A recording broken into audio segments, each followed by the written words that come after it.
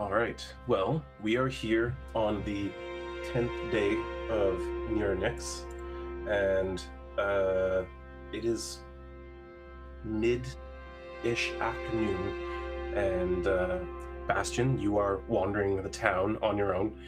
The rest of you are on the palace grounds. What would you like to do with your time?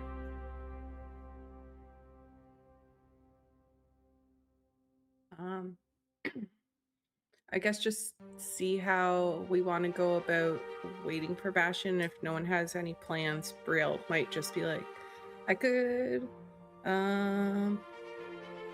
try and talk to people and see if they can let him back in the palace. I'm good at talking to people, and maybe it would make him appreciate me more for negotiating deals in the future if I can negotiate him getting back in the palace. You really want him to have a good opinion of you, don't you? I want everyone to have a good opinion of me. Oh. Don't you?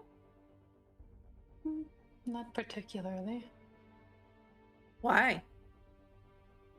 I suppose I just don't put that much stock in other people's opinions usually. Oh.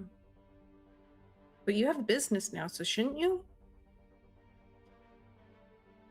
I suppose, though I don't think Bastion's my target audience. He was looking at the magical stuff pretty intensely when we were shopping. Suppose that's fair.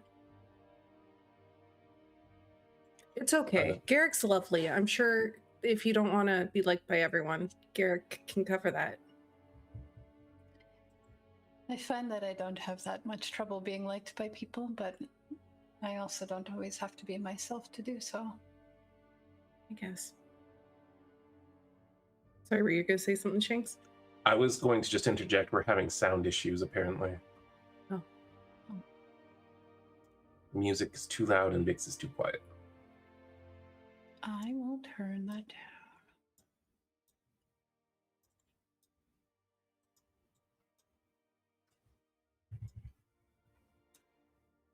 Maybe I just need to be closer to my mic.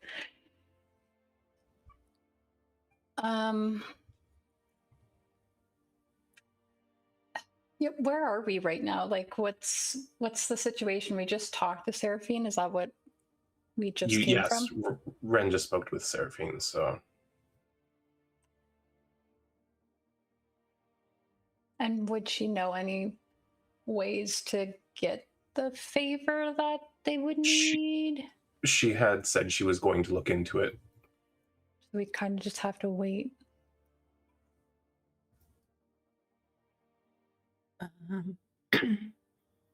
Do you, by any chance, happen to know the Emperor because of your ties?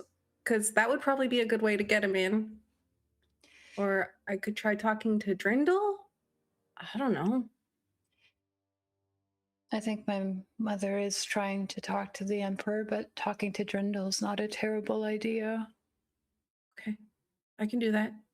Having several influential people behind him might help. I mean, I have lots of gold now, so I don't mind sending a message. I can go to that guy in town.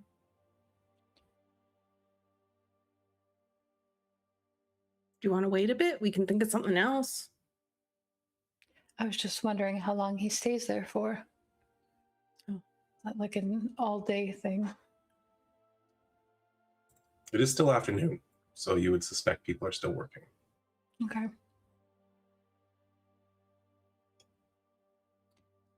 Do you guys want to split off and you guys figure out something you can do? You want to come with me?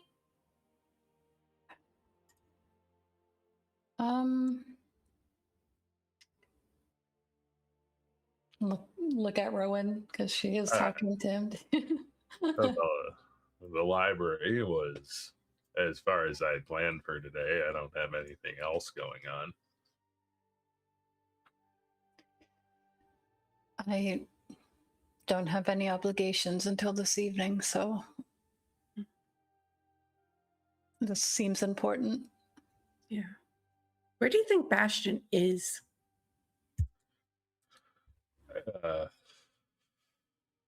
Like by the gate? Would Wandering Ren know around? what happens to them when they just get like poofed out? No, most people know to watch their tongue in the palace. I've never actually seen that happen before, so I'm not sure, but maybe we should check by the boat.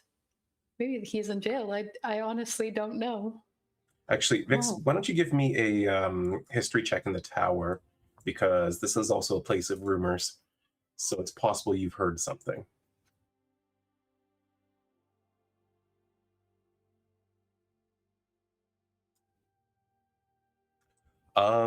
Yeah, you heard about a visiting nobleman who got a little bit too drunk years ago and said something he shouldn't have in the palace grounds. One of the I guess what you would call them as controllers on the palace grounds approached him, and the man disappeared. You heard rumors later that he was teleported to the gates. Then when Brielle says, "Is he at the gates?" I think she recalls that at that moment. Actually, I did hear a story that seemed to suggest that might be rare. Well, I've heard a lot of different stories. That one seems the most believable, though. Well, and that's assuming he stayed in one spot and didn't just walk around after the fact. That's true. Do you think if we go talk to him, we'll get in trouble too, and then we'll be banished? Like just by association? Well, we were already associated, Yeah, but Yeah, I we didn't think- say stupid, and we still haven't. I guess. Yeah, I think if they didn't want us to talk to him, we probably also would have been banished. Okay. I'm just trying to figure out how this whole thing works. I can tell you which one to eat your salad with, which fork.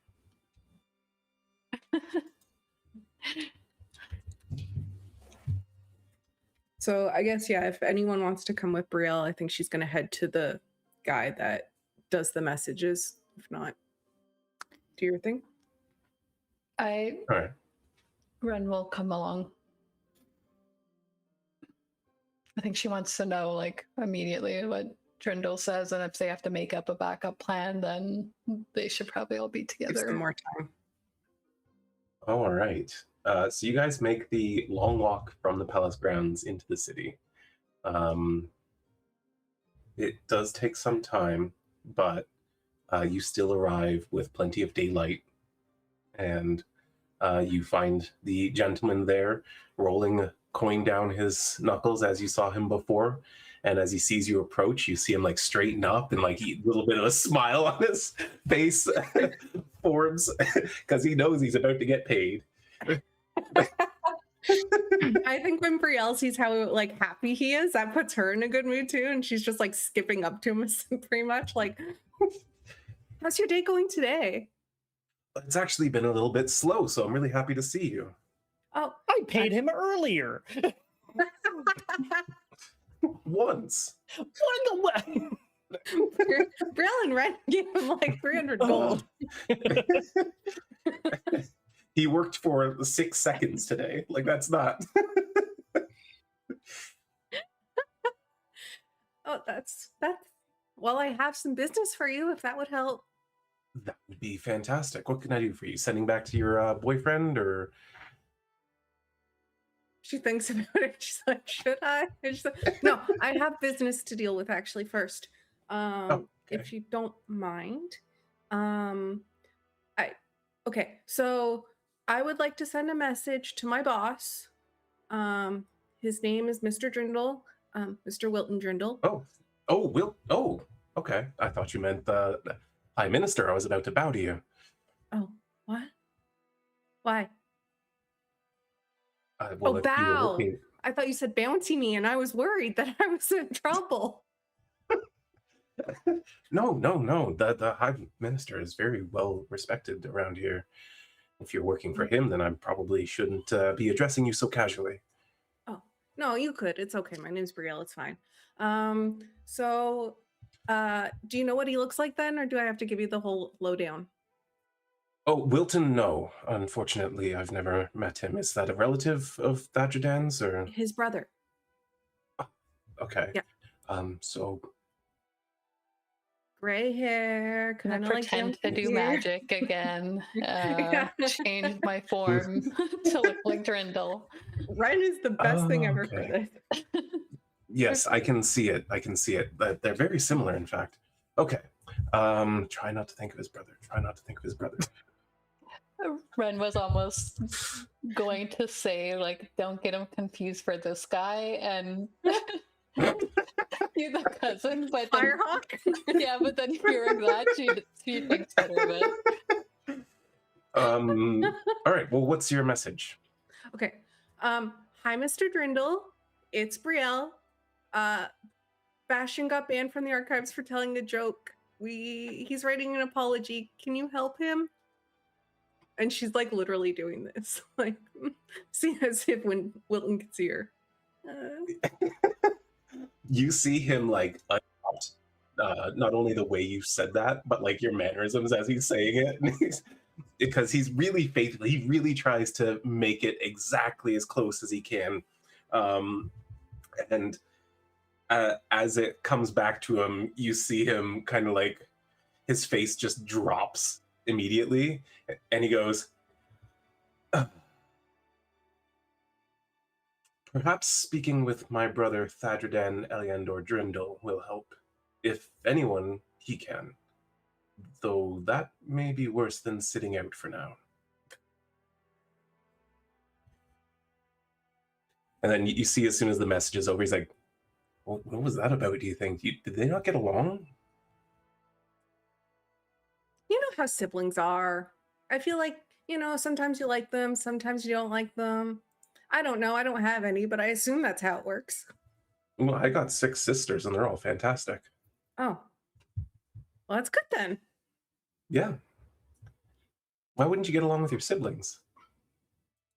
I don't know. Maybe they...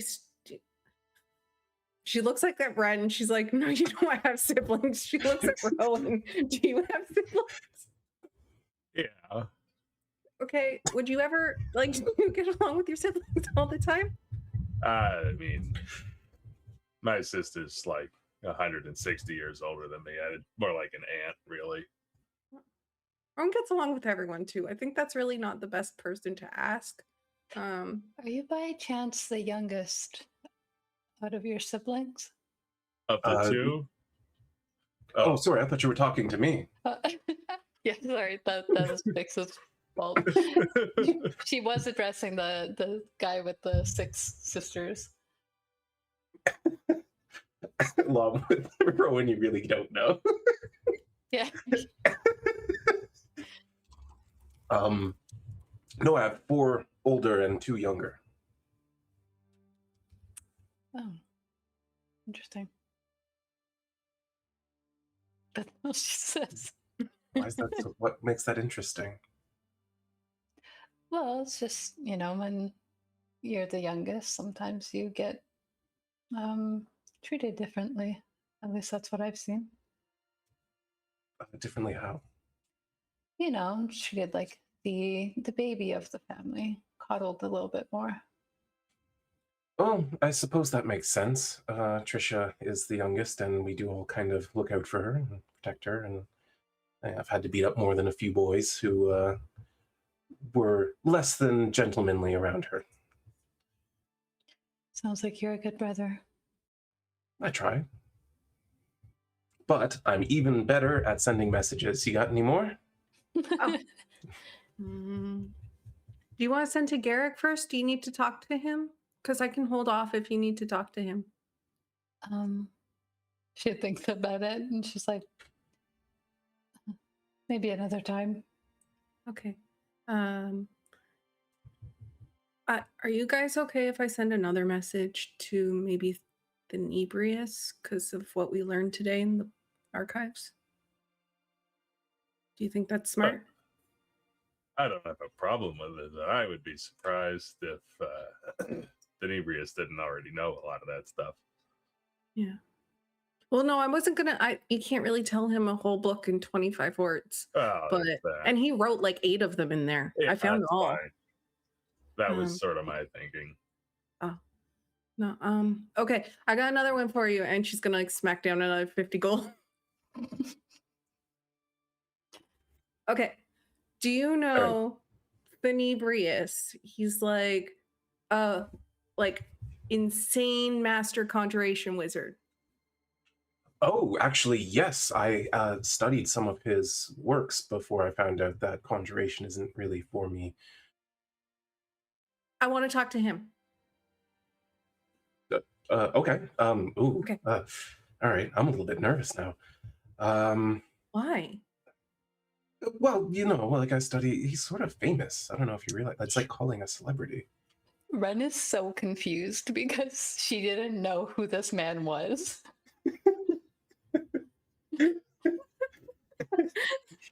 He has several published works, and he is noted in the magic community. He is not someone noticeable enough for Seraphine to be talking about him. Yeah. So someone calling this man famous, she's like, I don't know who this guy is. Yeah, I didn't realize he was so famous. He was my boyfriend's teacher. So, yeah. So this boyfriend of yours, who is some sort of magical prodigy, has actually studied under Thenibrius and is now with him.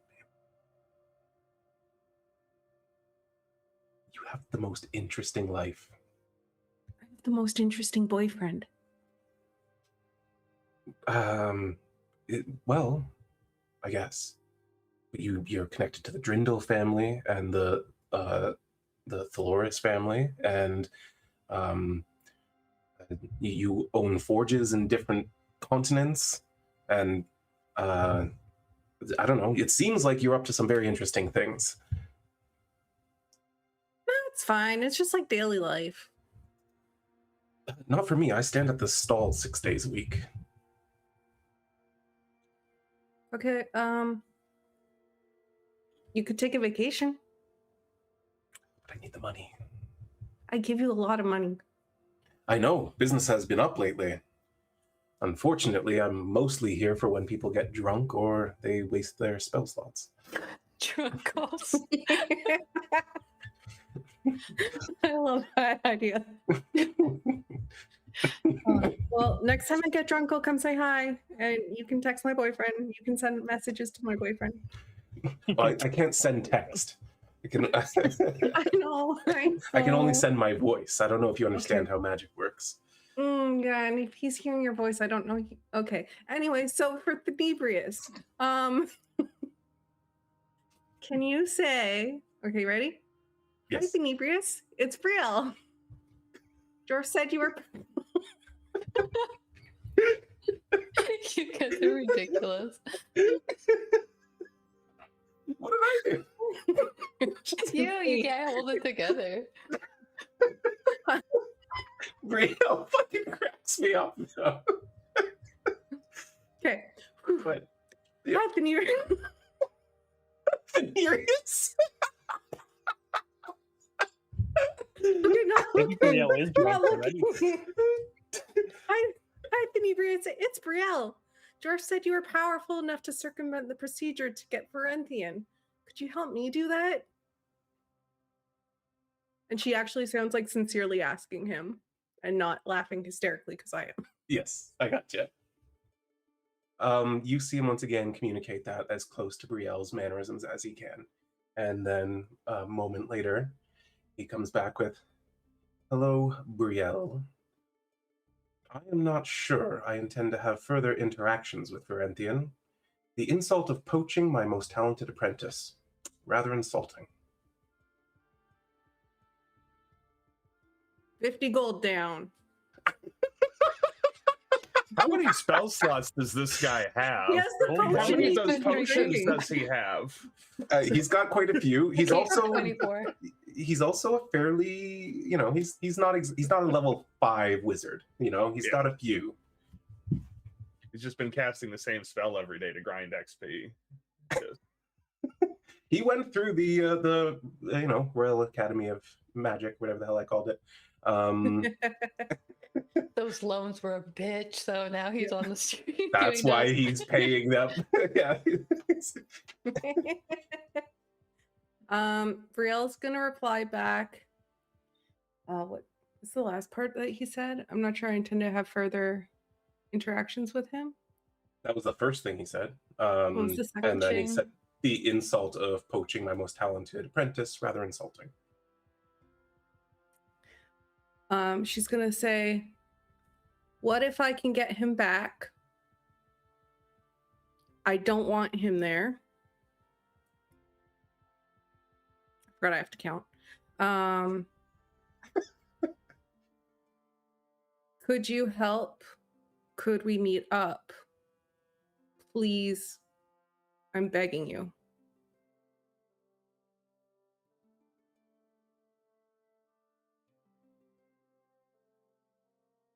Interesting proposal.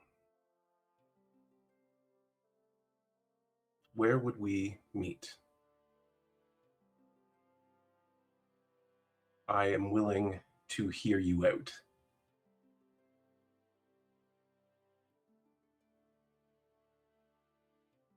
No promises.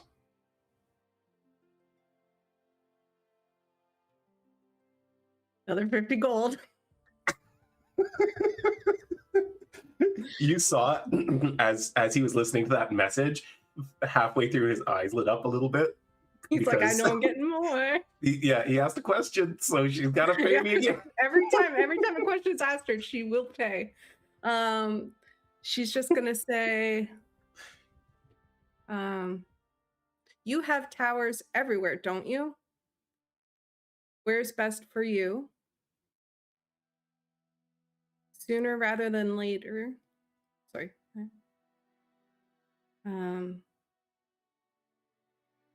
I understand.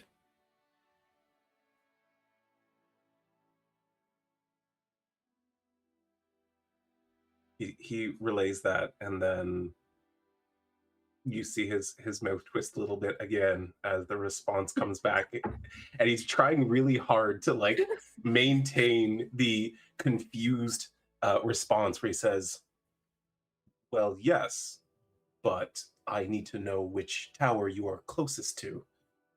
Where are you?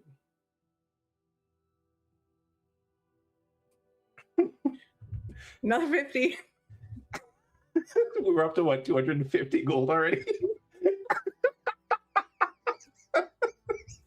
You gave her money, it's all gonna be gone. I'm glad I talked everybody into splitting that bejeweled bowl earlier. Yeah, good money management on Brielle's side.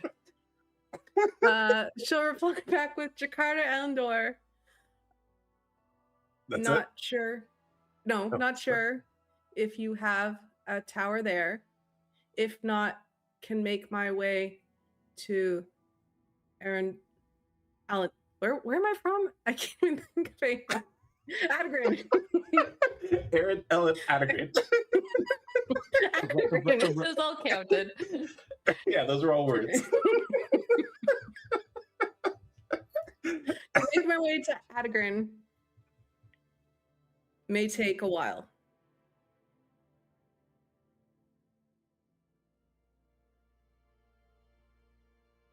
He responds again with a sigh at the beginning. The one place that refused me a tower. Some haughty bitch of a sorceress apparently voted against it.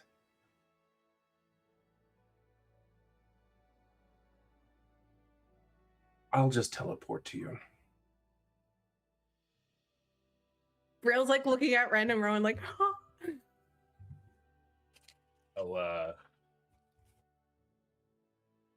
Didn't think he'd take you up on that. Neither did I. You can see him like both getting excited that Thenibrius might be coming, but at the same time, he's like, well, before he gets here, do you have anyone else you need to talk to? Because I assume he's going to take up your time once he arrives.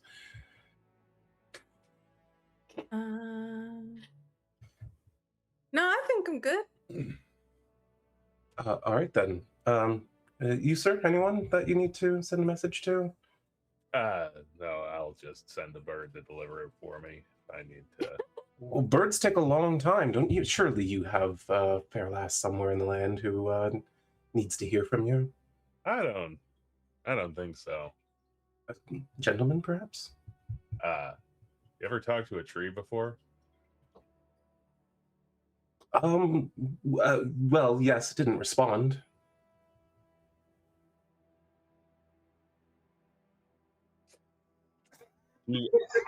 Do I want to do this?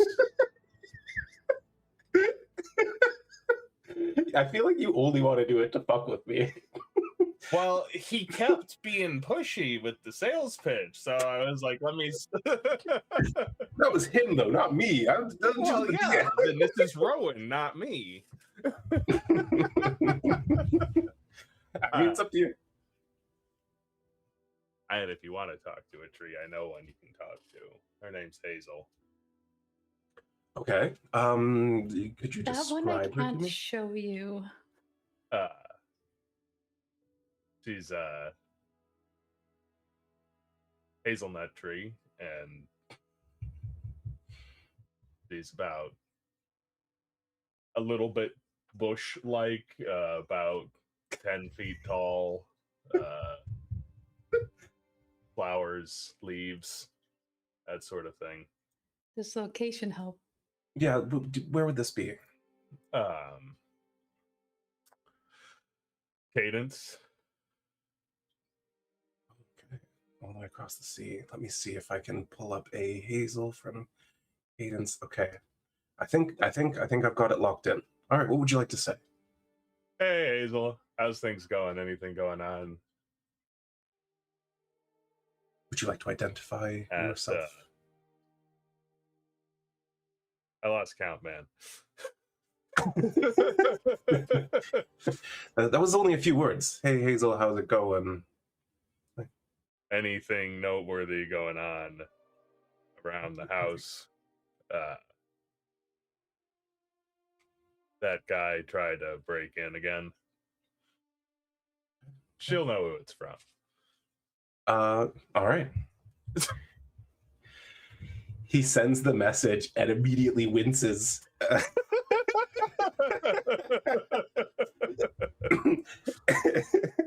And then you see him like,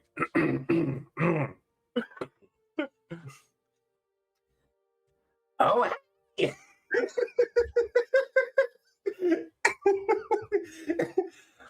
What's this handsome voice in here? No more burgers, Katie. Noble burgers? No more burglars.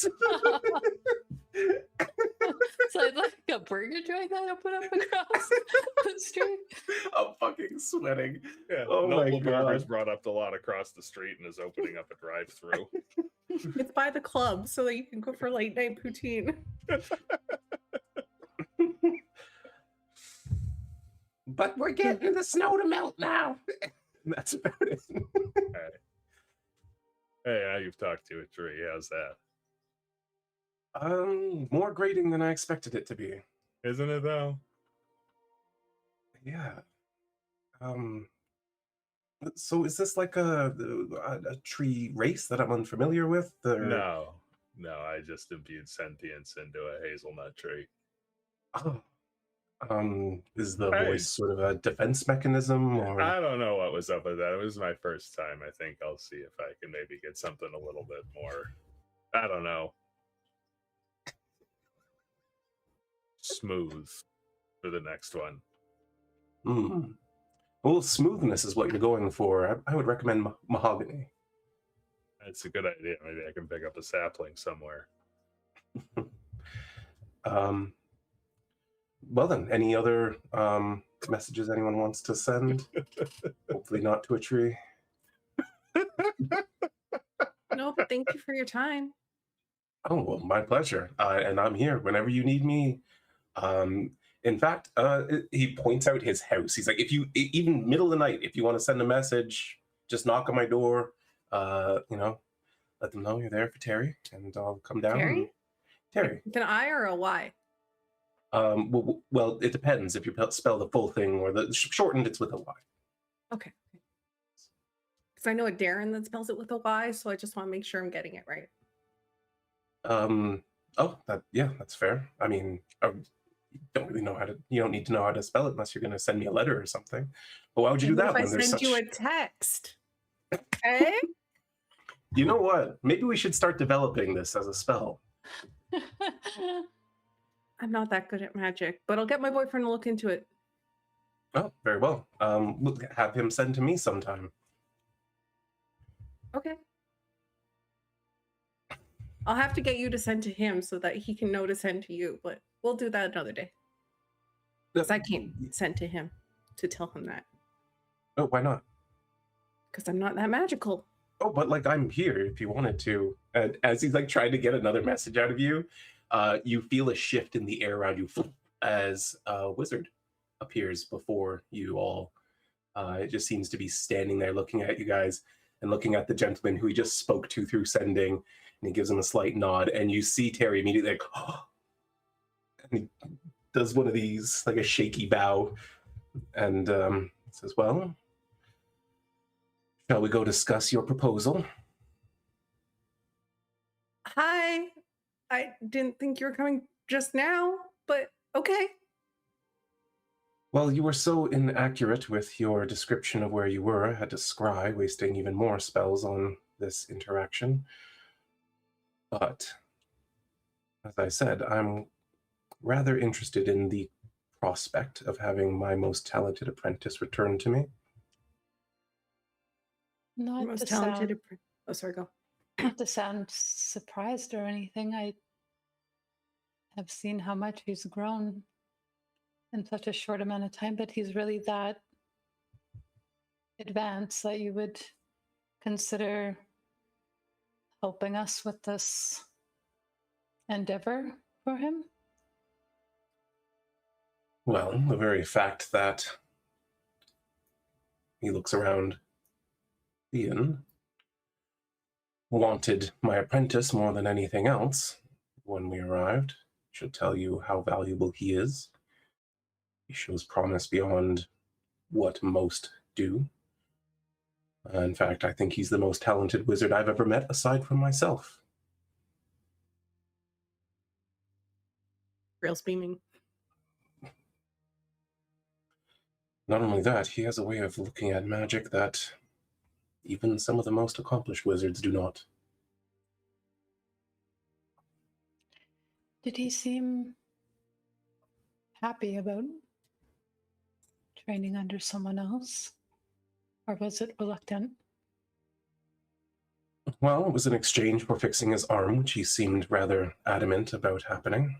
And truthfully, he again looks around the inn, knows more about magic than I ever will. We can talk in front of him. It's okay. He knows. Oh, fair. I trust that he's discreet then, but even saying that name in this city could get you in a lot of trouble. Do we want to go back to our rooms and talk more private? We should probably talk on the ship if we need privacy. Oh, that's a good idea. Maybe Bastion's there too. Could be. We did get a little bit sidetracked with our goal here. Yeah, I'm sorry. I didn't expect, not that I'm not appreciative that you are here. I just didn't expect it now. Walk to the docks with us. She'll start leading the way. Fine. And he walks along with you. As he does, though, you notice that his attention is drawn by several of the shops you pass along the way. And he seems to be like making almost a mental checklist of the ones he wants to be visiting. But you head down to the docks. Bastion, we haven't talked to you for a little bit. Where are you at? I think initially, after he sent the messages, he would have made his way back to the ships and tried to work on his apology letter multiple times and just kept on getting more and more frustrated as he tried to write them because it just was not coming out the way that he wanted it to. So I think he probably would have started looking for a way to fix that. Whether that was through a magical item or something like that, that he could try to find to make it a little bit easier to get the words out the way that he wanted to. Fair enough. Is he heading back to the Gilded Aegis? Yeah, I think he'd probably start there. Okay. They seem to have a really good selection, so, and he knows them. Yeah. You, let me find all my notes.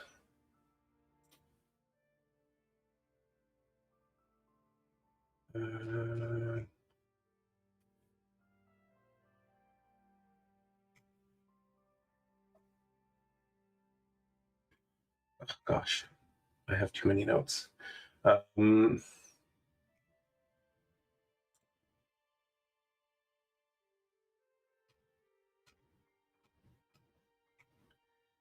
Nope. Sorry. I knew you were heading here, but I forgot about pulling up the specific stuff.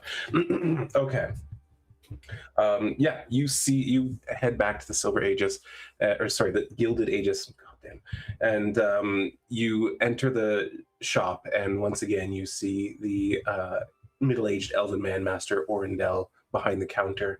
But of course, before you can even greet him, Lethrin comes running up to you. The shop is surprisingly not occupied by patrons at the moment. So she looks very excited to see someone walk in. Hi, what can I get you? Right. I wish I could say the Staff of Power, but I don't think that's going to be within my price range right now. That's a shame. I could use that commission. Oh, well, if I ever get to it, we'll work on it. This pains me a little bit to ask, because I feel a fool, and I guess this is part of the reason why. Do you have anything that can make me smarter? Oh, yeah, of course. Master Orendel has boxes of them. Oh, right. This is a common thing? Well, not everyone born in the city is gifted with that certain academic prowess that many mages desire. And, well, they became very popular items until every single family had a dozen of them, and now not so much. Oh. All right. That makes me feel a little bit better. I still wish I didn't need it. How much would one of those set me back? Master, what about headbands of intellect? And he goes, oh, I believe I can do 200, and he pulls out a box. What style and color would you like? Oh, hey, so they're headbands? Yes. Perfect. Okay. I don't know if I look good in headbands. Do you have any suggestions? Well, black goes with everything. Got some nice white and gold ones in case you're attending a fancy soiree. Blue might be suited to you. Blue might be that. Do you have potentially a blue and gold so it matches my eye? Oh, very nice. And he starts digging around, and you can see like there's headbands just like overflowing out of this box as he digs through it. And eventually he's like, oh, there you go. That's a nice one. And holds it out to you. What do you think? Yes. This has been a much easier experience than I thought. Very popular in a city like this. In fact, many of us wear them while we're going through our initial schooling. Oh, fair. That makes a lot of sense. Do you have any, like, I don't even know if this exists. Do you have any juiced up ones? Oh, well, actually, there is a certain item, and he points to a glass case behind him. You can see an outfit that has like a very elaborate magic robe. Like it's one mannequin, it's got this robe, it's got this book in its hand. Everything about it just like shimmers this aura of magic, and it is also wearing like the typical like wide brimmed, tall, pointy hat kind of thing. And he says, "Well, this one here should put your intellect up to about my level. Of course, it is rather expensive." Yeah, I assume it's probably a little bit over my price range. I'm hard capped at around 3,000 gold. Yeah, unfortunately, it is part of the Archmage get up, and I can really only part with it for. You're a nice fellow. 9,000. I'll keep that in mind along with the staff of power in the future. And for now, I think this'll probably fit what I need. All right. Well, 200 gold then, and you will need to take some time to attune your magic to it. Oh, of course. That's perfectly fine. I take it you're a sorcerer then. I am. Not quite Very popular important. among sorcerers. They quickly find that though they have the talent for magic, they lack the understanding of it. I just go by feel for the most part. Yes, and honestly, it's a talent I wish I had, but again, without understanding, what are you really doing? And it gets you in trouble with opening your big mouth sometimes before thinking too, so there's that. That's interesting. I've always found sorcerers rather, I don't know, charming. Oh, charming, sure. Until you speak to an archivist and say you're potentially gonna break into the archive, and then they transport you out to the palace, and it's a Oh, whole thing, boy. and you feel very stupid. Do you not understand how the laws of the palace work? I very much do not. I do now. You're actually rather lucky. The archivists, and now that they are sort of uniquely bound with the archives, pretty much could do anything they want to you while you're in there. They could disassemble your body down to the molecules if they wanted. I wonder if they were slightly lenient either because I was with my group or potentially because of this eye that lets me see Soracle writing. Well, what is it that you said? I think the gist of it was if we can't find everything we want now while it's open, we can break in later. I see. Well, I suspect they were probably lenient because they felt you were more foolish than actually threatening. Well, hopefully that carries through and I'm able to appeal their decision, but I don't know if that'll be the case. Bold of you. Though I don't know what your intent is, I will let you know now, having been very familiar with the archives for many years. They will, maybe, if your appeal goes successfully, which they rarely do, let you onto the palace grounds, but the archives are going to be a lifetime ban. I absolutely expected that. The archivists are very practical beings. As they should be. It was my mistake. Mistakes happen. But you know what? I respect that you're owning up to it and trying to make amends. That's all I can do. And, well, perhaps the headband will help. Oh, I sure bloody hope so. The words were not coming to me earlier. Do you take platinum? Of course. Almost exclusively. Oh, well. All right, it's a good thing I have some then. Imagining going to the magic shop and paying in copper. Yeah, at this shop, he'd be like, bring me money. Yeah, this is not real. All right, well, thank you very much. My pleasure. Be responsible, all right? That's the plan. Oh, and I saw that you were helped, of course, by Lethrin. So, Lethrin, and she comes over and he just slides 2 gold pieces over to her. 1% commission? Have you seen the value of the items we sell? That's very true. Plus, I try to keep my margins down as much as possible. That's fair. I was just curious, honestly. That's fair. She's not hurting, I assure you, and that's on top of what I pay her, which is more than fair. Oh, absolutely. She's like nodding along. She's like, "Yep, Orendel treats me really nicely." Perfect. Well, I'm glad to have given you a little bit of commission, and again, thank you. Your business is absolutely lovely. My pleasure. Come back again. Bring your friends. I will. I will. Yeah, she's the new Sira. Oh, God. Yeah, that would be to be like, nope.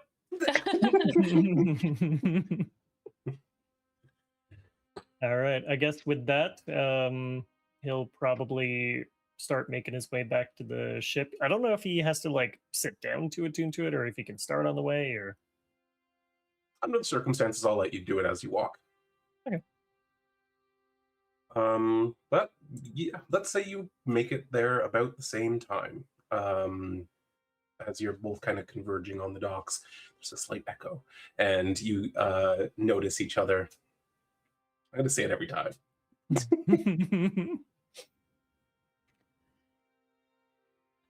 Oh, There you are. hello. Here I am. Are you You okay? alright? Did they hurt you? Sorry. Oh, I'm fine. Just bruised pride. That can hurt. Aye, you can. But I've got a nice new piece of headgear. Will hopefully help. How so? Oh, it's. I come into the ship. I don't want to say this one in public. We also have company. This is Hello George's there. teacher, Thenibrius. Oh, shite. Sorry, I didn't see you there. Nice to meet you. I'm Bastion. Bastion, Thenibrius, the Great. Am I supposed to say that every time? Should I be saying that, Thenibrius? I'm really It'd sorry be that nice I if you did. did. Yes. Okay. That does take Well- up 2 extra words in sending, though. You know that, right? In sending, you don't have to. I appreciate Oh. you. I mean, honestly, in ascending, you don't have to say my name at all. I know who I am. You're right. But now you know who I am, and I don't have to say my name, right? Well, it depends. If you're going to send to me through people who I don't know. Fine. Come in. You're more than welcome. Oh, thank you. Did you want to have this conversation with him privately, or did you need us all there? Oh, I I just don't- didn't want to do it right out in the public. Well, we're on your ship. Let's do it now. Sure. Well, Thenibrius, nice to meet you. I'm very stupid. That's the whole gist of this whole thing. No, you're not. Oh, I absolutely am. I speak before I think far too often, and it has gotten me in trouble before, but not quite to this extent. So, this headband is supposed to make it so that I am a little bit more on the intelligence side. Do you feel smarter? I think so. I think I'm feeling smart enough to realize that I really wasn't very smart before, which is very, very depressing, and I don't want to dwell on it too long. Hey, what do you know? Sorcerers can learn. Been proven wrong. Ah, you're one of them. All right. That's fair. I've met quite a few of you.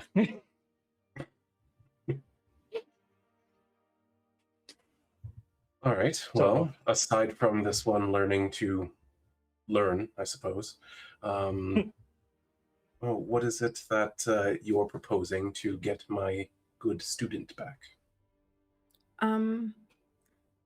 I'd like to go to where he is and bring him back. And I can't get there. He told me that I need a master conjurer like you to get there because I wouldn't know where it is or how to get there.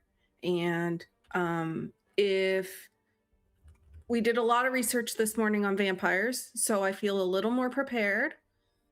And He looks very tickled by that. and I figure I'll figure it out, or you could give me some information that might help us to, if he wants to fight back, because Jorf says he can't leave. And I don't, what happened? Like, how did it all go down? Oh, it's quite simple. He told me that he was desperate to have his arm recovered immediately, and I told him there is one option. Of course, he'll ask for a price, and we can't predict what that might be. He said he would do anything, so I took him there. What's the Renthian price? sat with us, talked with us for quite some time. Unfortunately, I was proud and boastful of my greatest apprentice. He took notice and, well, started asking more questions. And before long, it was obvious what it was that he would want in return.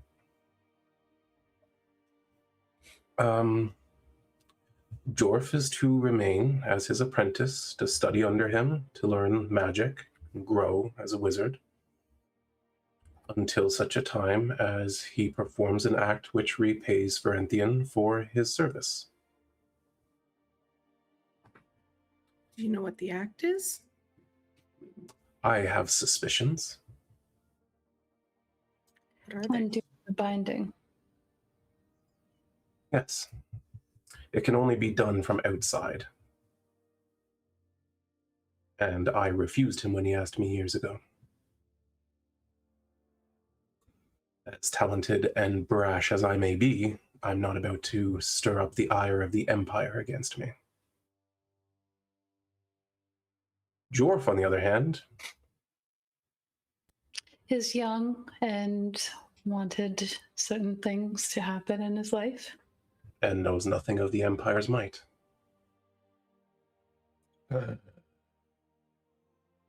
I'm probably a couple of weeks away from figuring out how to do it myself without any sort of indenturement contract for him, and I told him that too. You did? Well, I didn't know quite how close I was, but I told him I was getting close to figuring it out. Well, you may consider yourself lucky that you didn't attempt it. Uh-oh. Why? This affliction, turns out, had some sort of curse involved with it. That makes sense. No, it doesn't. It- What does it mean? Well, if someone like your friend here attempted to remove it without first dealing with what was underlying the affliction, well, there's a good chance that it would have spread to him as well. Oh, layered spells. Hmm. That's devious. It's rather disgusting magic, and I'm very concerned about who would be doing that in my homeland, but one thing at a time.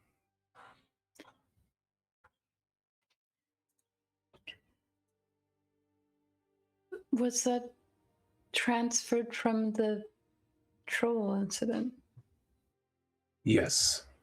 In fact, I suspect that's what led the troll to mutate so wildly. Ooh. Somebody's running experiments on them. Trolls are a good thing to experiment on. Their regenerative abilities means that you can keep doing it over and over. Ooh. Do you have any suspicions? I haven't a clue. It's been a long time since I've been part of that society. My days at the academy are long behind me, and I've not kept many ties.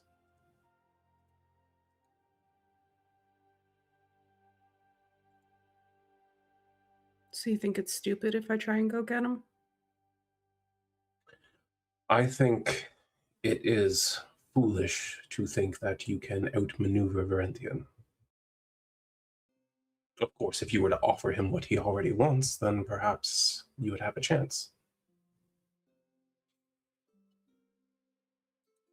Also, you mentioned that you studied vampires, but you should know that Verentian has long since evolved beyond what's in the books. We have heard that. Not only that, he is the most powerful wizard I've ever met, and the most powerful cleric I have ever met. He's a cleric too. Damn it. I'd think that would clash with the being a vampire, but here we are. Not necessarily. There's a lot of There are deities many out there. gods in this. Yes, exactly. My green friend understands. True.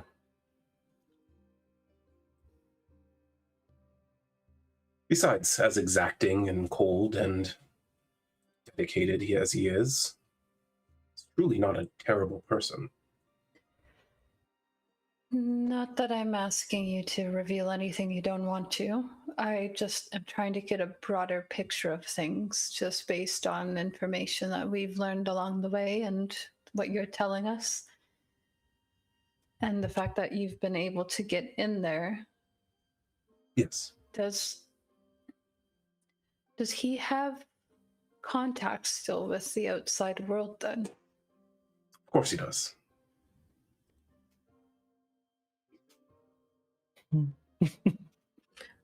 Wren's Brielle's not been- showing it, but she's like putting pieces together and is not super happy. How long was our psychic link up for? Do you remember? Is that gone now? Oh, I think it might. Yeah, I don't know. Okay, no worries.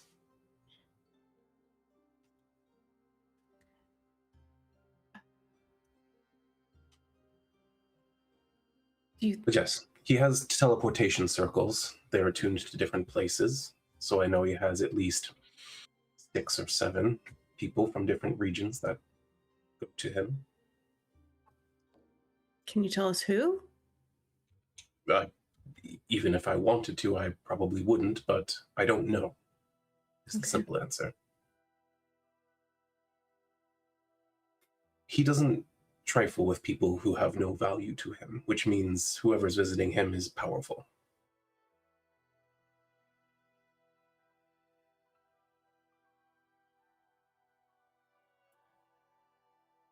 Can I ask you a question that might seem weird and unrelated? Very well.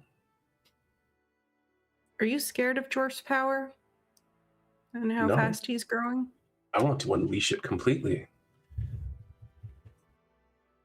I'm very excited to see what he can do. I know, but he seems really bent on power. And it's kind of concerning. He also All has a great good heart. mages are ambitious. Sorry, what'd you say, Ben? He also has a good heart. That he does. Yeah, but having a good heart doesn't help sometimes. Sometimes it gets your boyfriend into this mess.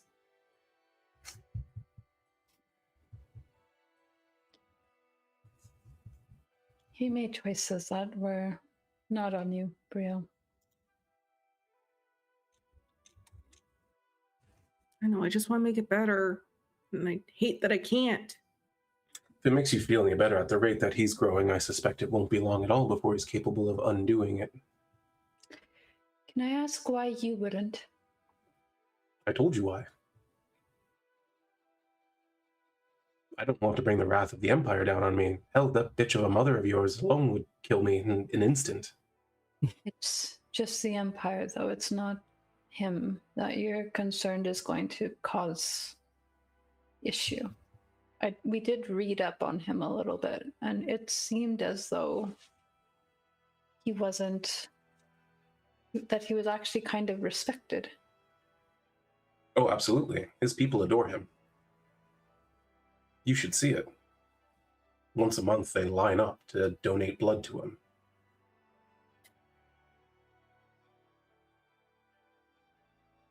I guess that should make you feel better. Look at Brielle.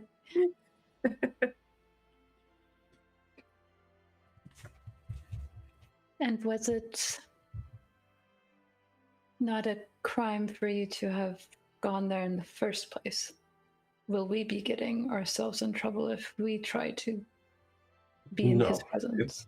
My understanding of imperial law is that going there is not a crime, leaving there is not a crime. Helping him get out is a crime. Removing those wards would be considered treason.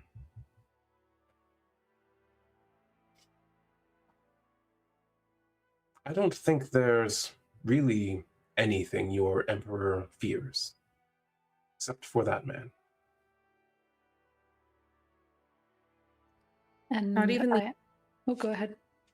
Not even the other two that were in the book that we read that were also powerful vampires?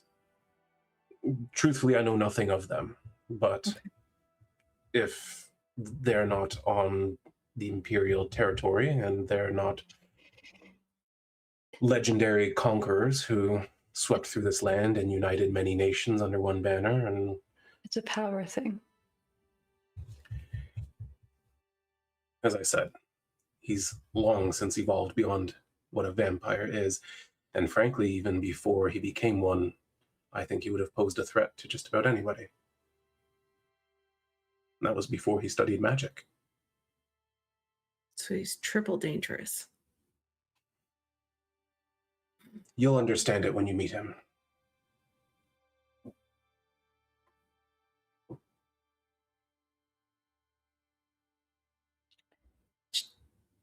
So does that mean you're going to help us then get in there?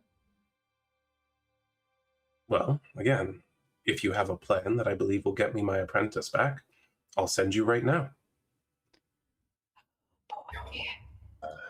And maybe not right now, even if we have the perfect plan.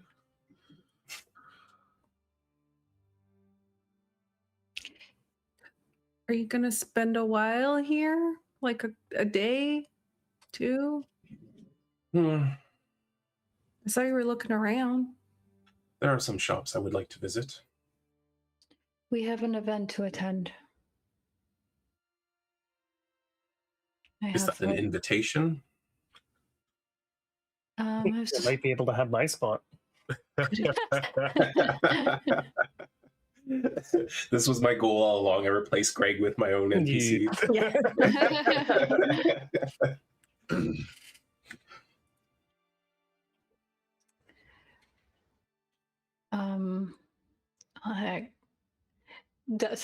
Wren doesn't have inviting power, right? No, Wren knows it. she's just like, I'm actually just working there at the party. Shame. But it Mom's is going to be something there. it is something that I can't miss. I wouldn't mind exchanging words with her, but I suspect at a party at the palace, probably not the best place to do so. Then you'll end up like him. And she points to Bastion. Hey. I think if I embarrass Seraphine in front of her haughty friends, she would disintegrate me. Oh, That's just bad etiquette.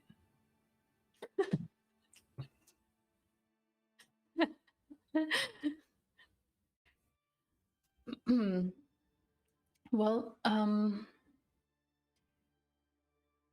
I think we would appreciate it if you were able to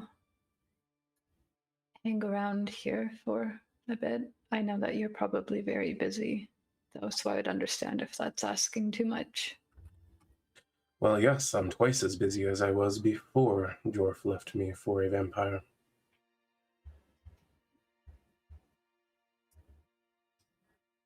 Sounds like a romance novel. My boyfriend loved me.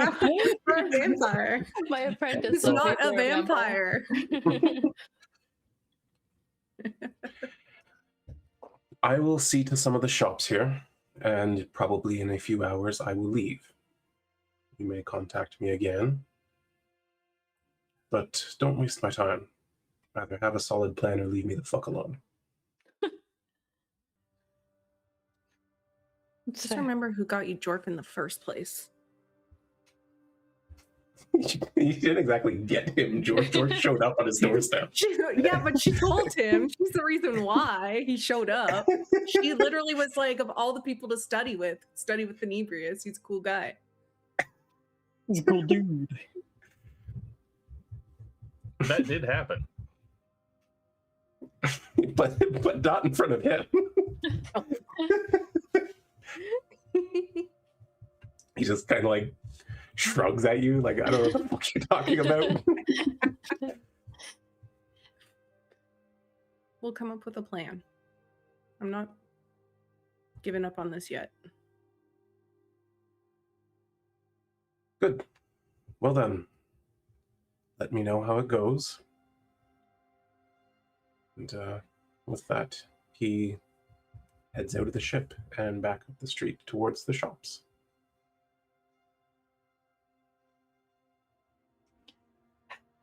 Has anyone else caught on to what our option is here? Explain it to me like I don't. Is that because you don't? Explain it to me like Brielle doesn't get it. What do you think it is that we are delivering so close to this village where this vampire is tucked away? Probably a bargaining chip, and probably the bargaining chip that we need. Maybe it's like the equivalent of his dry cleaning, and we feel all foolish when we. I don't think they would be sending. What was it called? The Blackguard? Is that what they called them? The Shadow Guard? The Shadow Guard. I think they'd be sending the Shadow Guard to pick up dry cleaning. You never know. Rich people are weird. Do you think your mom never uses the Radiant Guard for menial labor?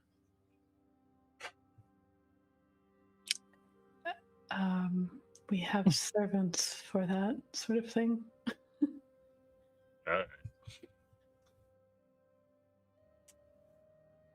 Is this a stupid idea? Are we going to get ourselves killed? Quite possibly. We might. We're also supposed to be stopping a world-ending event from happening that requires magic beyond our means, which sounds like Jorf might be the perfect person to ask for help with that. True. Or his new teacher. Yeah, If it's we really got on his good powerful side. mage guy. Or Jorf. Jorf could be capable too. Or both. We didn't say he wasn't.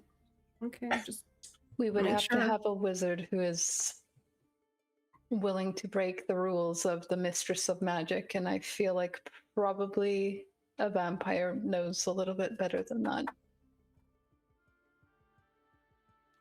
Oh, you do have a point, Ron.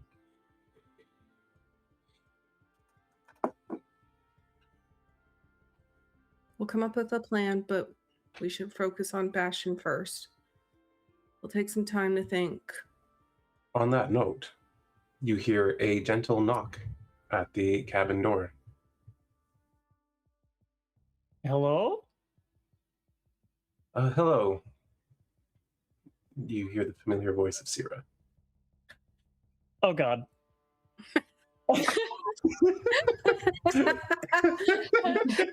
He'll open the door. She's standing there in considerably finer clothing than you've seen her in before. She is still carrying a ledger, as she always is, but she has almost a smug smile on her face as you open the door to greet her. Hello, former sir. How are you today? I'm really not doing well, Sierra. I've heard. Oh, I'm sorry. I was sent by Seraphine to let you know what I've dug up for you. Sure. Please, go ahead. I'm not All going right. to make any quips. So, in the last 500 years or so, this has happened a number of times. Appeals are rarely successful. However, there is a precedent in which a formal apology and the advocacy of at least 2 noble houses could be met with a pardon. Of course, that would also have to be accompanied by a payment of recompense. Let's see. The smallest offering that was ever not rejected was 10,000 gold. And, well, the archives will be offline to you forever, but the palace grounds, if you have enough nobility backing you, your apology strikes at the hearts of the magisters who read it, and, well, you have a lot of luck on your side. Right. Now, I understand you are in a situation where that sort of coin is not available to you.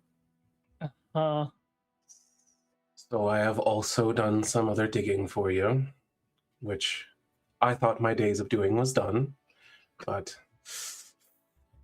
Seraphine asked me to specifically make sure I do my best for you, despite circumstances. And, well, I've contacted her collector friend in the mountains. I don't know if you recall the rock egg that she wanted so badly. I do. Well, she has a friend who is a collector of ancient giant works and artifacts and things of that nature, and I understand you have a fairly legendary sword on your deck. True. Yeah, I cut my shin on it earlier today. Of course you did. Well, I believe I can get you 70,000 gold for it.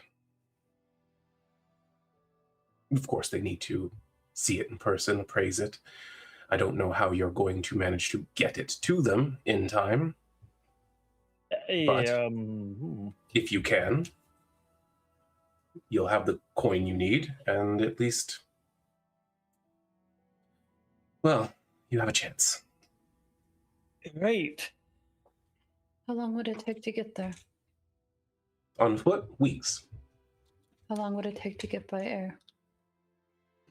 Well, it depends on how fast your air travel is. Your wyverns, I suppose, would get there 12 hours. If they could carry the sword. Which I don't think they can. Well, What is there about any greenery up near this gentleman's residence? Unfortunately, this high up in the mountains, there is very little. Just one large shrub would do.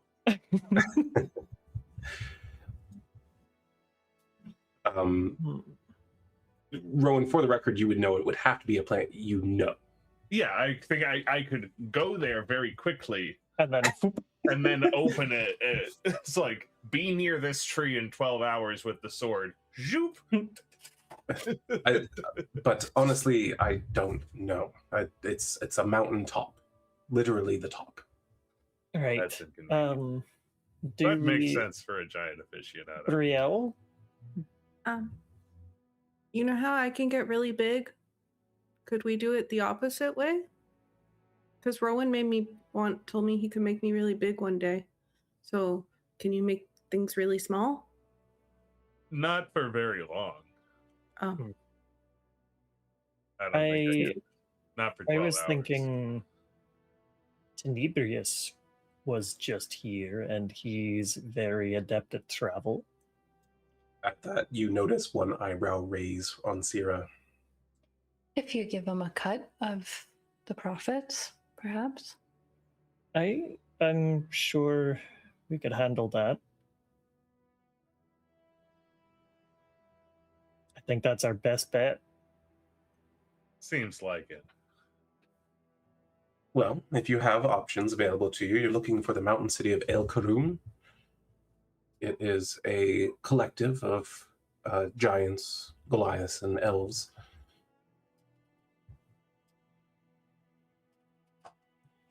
It is northeast of the Imperial capital by quite a few miles.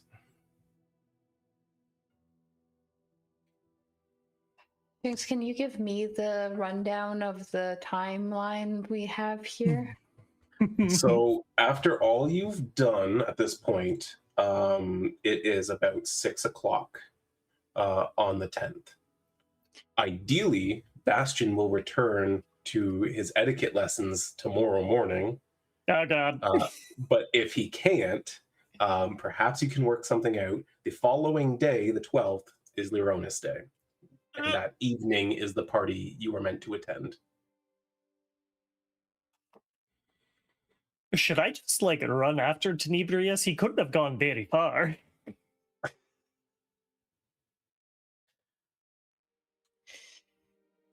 Yes, that might be our best bet, because if we're going by Wyvern, if they could even carry it, it would take far too long.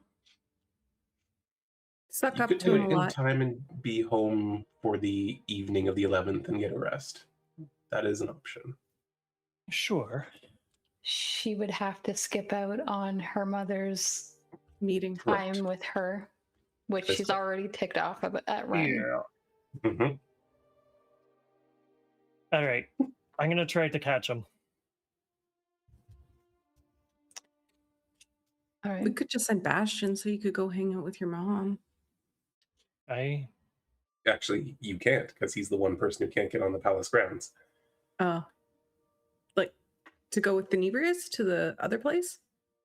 The Oh, I see what you're collector. saying. Yeah. Sending Yeah, just so him to the Yeah, collector. so Yeah. Wren can stay to meet with her mom, and then like we could Bastion will learn. An option? Go run, go find him. All right. He's going, and he's gonna cast haste on himself and just book it. That does only last a minute. Oh, Make a perception check. He's been gone for a while now. It's like going to the shops. Yes. Yes. right, Does perception Bastion check? know which shops he's going to? No. 'Cause Bastion- Before he left, he probably would have been like, "Do you know where he's going?" He didn't say anything out loud about it. He was just looking around. All right. What route did you come from? I would- That they can't You could tell you always yet. pay 50 gold. That's true. I have to. That guy. If I have to, I will. Yeah, you head down the docks and up the streets, and you're seeing like magic shops, magic materials, items, and stuff like that. And like hundreds, maybe thousands of people. You do not see Thenibrius. Crap. All right. On to the message man. It's Terry. Thank you very much. Yeah. Bastion wasn't there for that. I know. Oh, hey, you're back. Got more messages to Yeah, send. yeah. Oh, I saw your friends, by the way. They came and sent a bunch of messages. Yeah. Speaking of which, I think one of them was probably to Thenibrius. You too? You know him too? I just he was met the man. here. Oh my god. Do you have a message to send to him? I do. All right. Okay. All right. Let's do this. Oh god. Okay, I have how many words? 25? Yes. Shite.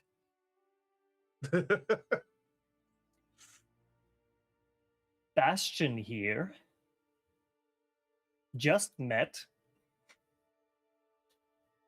Please meet at ship. Have business proposition. Could be profitable. Need teleportation help to El Carhoon. I think that's 20. All right. Thank you. A moment goes by, and he trying to imitate Thenibrius as much as possible. Interesting. Not the ship. Remain where you are. Oh god. Okay. Oh god, I'm alone dealing with this dude? Ah, this is bad. And a minute or two goes by, and you hear a bell from a shop as he walks out. Like he's like 20 feet from you.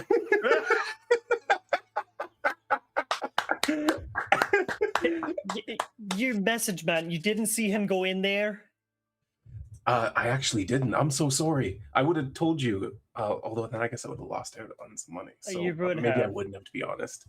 I feel like you may not have. It's fine. It's fine. I'm just gonna go talk to him. Thank you. I do appreciate it. Hold on, just one more yeah, thing. I just wanted to wait until he is within earshot. Thenibrius, would you mind signing this for me? And you can see he's holding a book that was written by Thenibrius. Oh no, you're a nerd. I'm not a nerd. I'm a wizard, and I'm well respected, and so is he. I'm just kidding with you. It's kind of cute. Saying the same thing. Thenibrius walks up and you see him like beaming a little bit. He's like, "Oh, of course. I didn't realize you were such a fan." Well, I did contain myself really well, but I've been following your works for quite some time. Your proposal to have towers all over the world, brilliant. I don't know why it was ever denied. Oh, it was denied because of a haughty bitch. Oh, of course. What haughty bitch would that be? Oh, Miss Dolores. Oh, he's saying that in front of. He's like, oh, it's fine. I'm sure. Here you go. I always appreciate a fan. All right, Bastion. Hi. Make me some money. Sure. Right. So I have to. Okay. Where do I start with this? At least I don't have a 25-word limit. I have a giant legendary sword on my ship. You might have seen it as you were walking by, actually. But we have a potential buyer of the sword. However, they are up in El Carhoon. And we are on a little bit of a time crunch because that might be the way for me to get back into the palace. I see. So you, being obviously a master of teleportation, transporting, all that sort of thing, Brielle was singing your praises, and from the little I know of this side of magic, it's beyond me, for certain. So figured I would reach out to somebody who had some experience and had an impressive repertoire. Okay. I mean, it's a simple feat. How much are you offering? That part, I don't quite know how much would make it worth your while.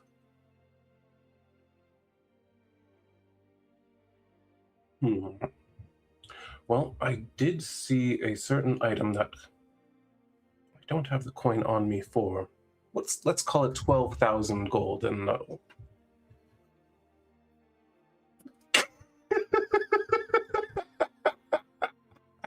You son of a bitch. Well played. I was gonna make a joke earlier about how he comes back just with a staff of power in his hand.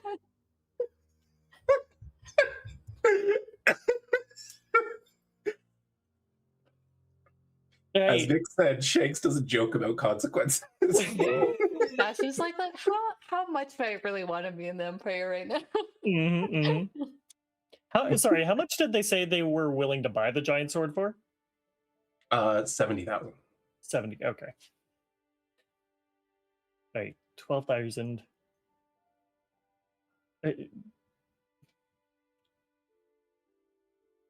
I tried to talk you down, but I don't want to waste your time.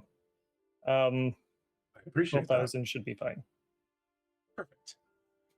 Well, I'll let Orendel know. Perfect. What is it? Was it potentially a staff that you were looking at? It was, yes. It was. Of course it was. Of course. Right. They're quite rare. Oh yeah, so I've heard. All right. Shall I meet you back at the ship? Oh, you're not coming with me. Oh, were you just gonna teleport there? Oh no, let's walk. Let's not waste the magic. Oh, okay, sure, of course. I just didn't want Um, to interrupt if you were doing anything else. Oh no, plenty here to see, but well, that staff is really the only thing that truly caught my eye, and I don't have the Mhm. gold for it on me, so I'll Mm. have to wait until we're back. So the sooner the better. Right. Yes. You seem like you're upset. I really wanted that staff. Well, I'd offer to split it with you, but that would probably kill both of us. That probably, yes, that absolutely would. Maybe sort of a timeshare thing, like on Monday and Tuesday, and Oh god. It's not important, truly. I can figure out another way in the future. Right now, I need to actually be useful to my friends, so I can deal with that. Sorry, I got a glimpse of chat. Well, that's very noble of you. Helping your friends is certainly the right thing to do. I'm trying to do that more often. I mean, you are traveling with the Dolores kid. Why don't you just ask him to bring you one of his mothers? Oh, well, I don't have a death wish. Oh, surely she can part with one. I hear the bitch has about 8 of them. 8 of them. Right. Well, maybe I'll offer at least to buy one. But I don't think I'm in her very good graces either right now. Well, you know, these things happen. And he like gives him like a little pat on the shoulder. But Huh. Honestly, if there's someone most of us can understand being on bad terms with, Seraphine is certainly up there. Prior to that, I thought she liked me, but things can change. I honestly don't even think she likes her own husband. She has a husband? Well, yes. Oh, bloody hell, I've been flirting with her. Oh dear. Oh boy.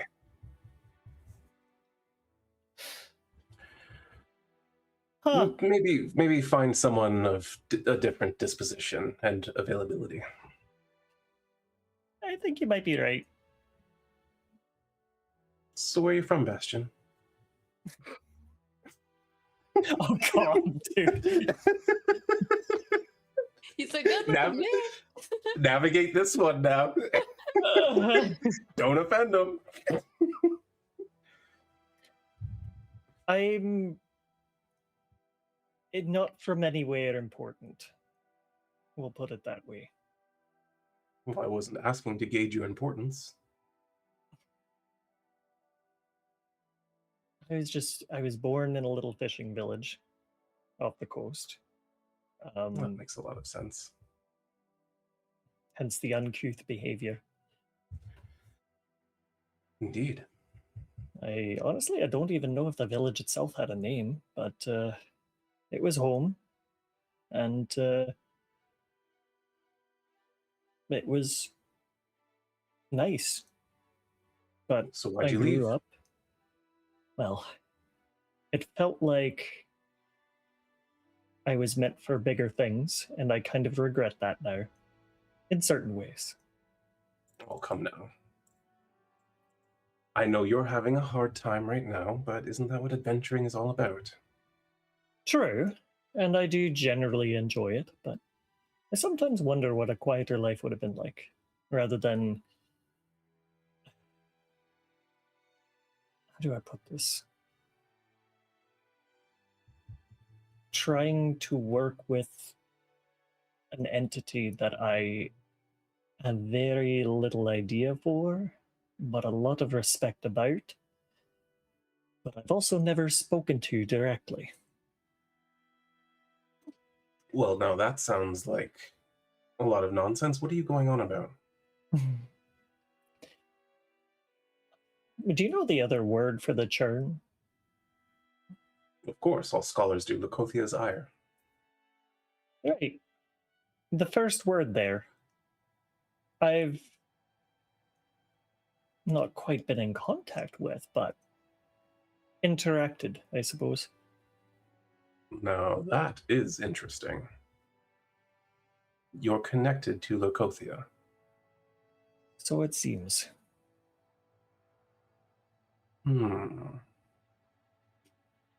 Well, it certainly explains your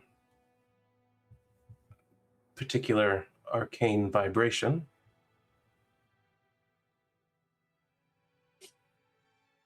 Interesting.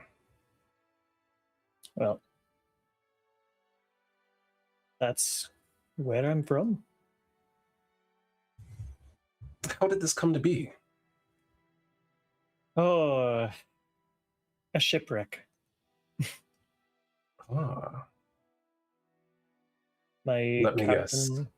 The lone survivor in the depths of the great churn, plunged into darkness, arisen newly powerful. Close. More the lone survivor, terrified out of his mind, but fought for his life. And I guess there was a sort of mutual respect.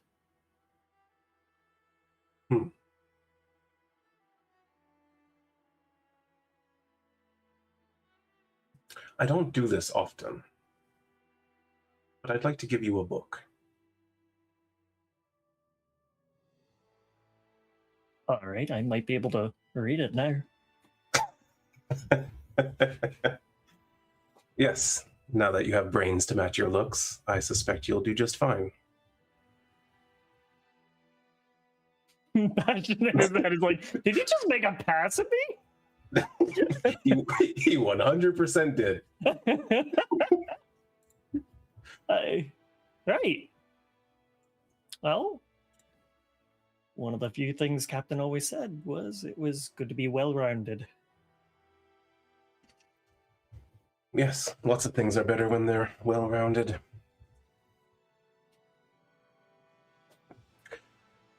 But have you ever heard the story of Gordon Ermine? I have. I tried to find more about him in the archives, but I didn't quite have this at the time, so ran into a few issues. Well, before his sudden disappearance, he put together a manuscript, a collection of all that he had studied, all that he had found, and he claims to have been following in the footsteps of the first mortal being to lay eyes on Leucothia in millennia. Of course, the book never went to publication because he suddenly disappeared and was wiped from the face of the planet. But I managed to acquire that manuscript. Bastion's face just like lights up. Like he's not even trying to hide it. You have something from him directly. Written by his own hand. I've only had secondhand accounts. They didn't give me very much other than calling him crazy for the most part. It is quite rare, and, well, it takes a certain master of conjuration to find these things. But I assure you, I used magic to authenticate the book.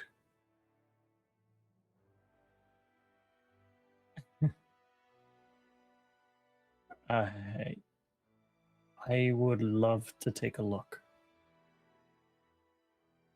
Okay, well, we sell your sword. We deal with your little problems here. You help your friends out. And then you can come visit me. Right.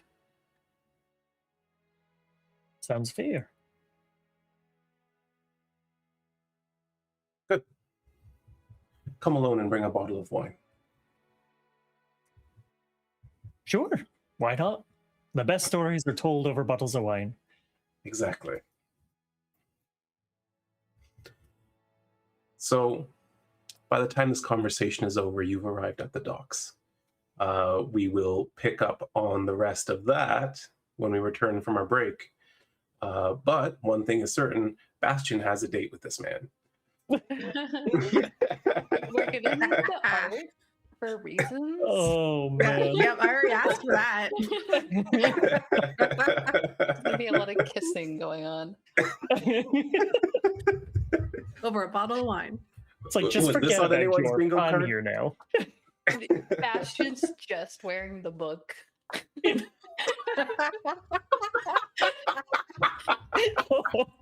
it's not strategically located. Oh my god. But we're going to take a little break, get some drinks, get some snacks, and come back to us. We'll be starting again soon. Welcome back. All right. You guys have some direction here. Bastion and Thenibrius make it back to the ship. It has been about 15 minutes. As they head up the gangplank, Thenibrius breaks away from him to look at the sword carefully. I see. Okay, this should be no problem. I knew we went to the right person. He's just gonna call out and just be like, everybody, I found him. Oh, you did. Are we going now, or what's the plan? You're so Is quiet David, yeah, suddenly. David Very quiet. Hello? There you There we go. go. What were you saying? I didn't catch. I just asked him what the plan was. Oh, If we're great. going now. I think the plan, I don't quite know about how all this works, but Thenibrius is kindly allowing us to use his prowess, considerable as it is, to get up to El Carhoon with the legendary sword in tow to meet the buyer. Is Sierra still there if it's only been 15 minutes? No. Once Bastion ran off, she just she basically just went, Elren, good to see you again, and then walked away. Bye. I never really spoke to her much. Yeah, you really Right. never. Like, that's why she just doesn't even bother. Yeah. Yeah. No point in starting now. Yeah. She's really nice. I don't know if that's true, Brielle. I thought she was nice. All right. She's very fair. good at what she did. Yeah, so Thenibrius, I don't know what sort of preparation you need to do, but basically we need to get to El Carhoon. It's not dogs this time.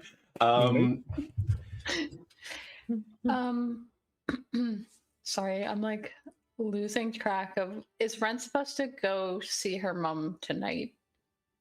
Yes.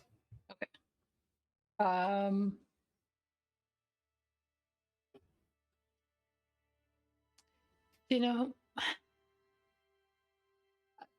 I might end up staying behind, unless you need me there.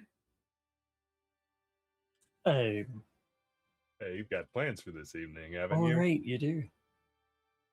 No, we don't want to piss off your mum. Yes, I've put her out quite a bit already. I'm honestly surprised that she sent Sierra to work on this the way she did. You think maybe you could talk to Drindle's brother then? While we do this? That's something I could probably do. Yes. Okay. By the way, would be it.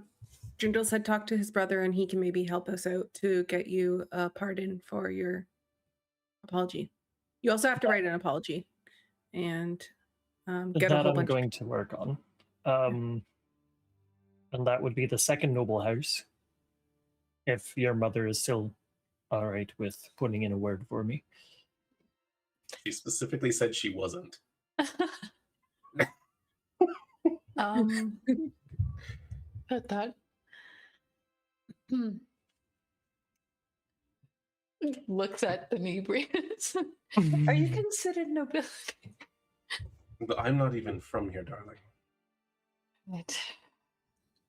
I'll put some feelers out while you guys deal with this portion of the matter. If it makes you feel better, or if it makes a case a little stronger, she seems to like to be recognized for feats. I would be one of very few people that were allowed back into the palace grounds if she were to put her name in. What a true testament to her power and influence. It would go down in the history books. I'll consider that. Worst case, if I can't go to the fancy party, it is what it is. It was my own fault.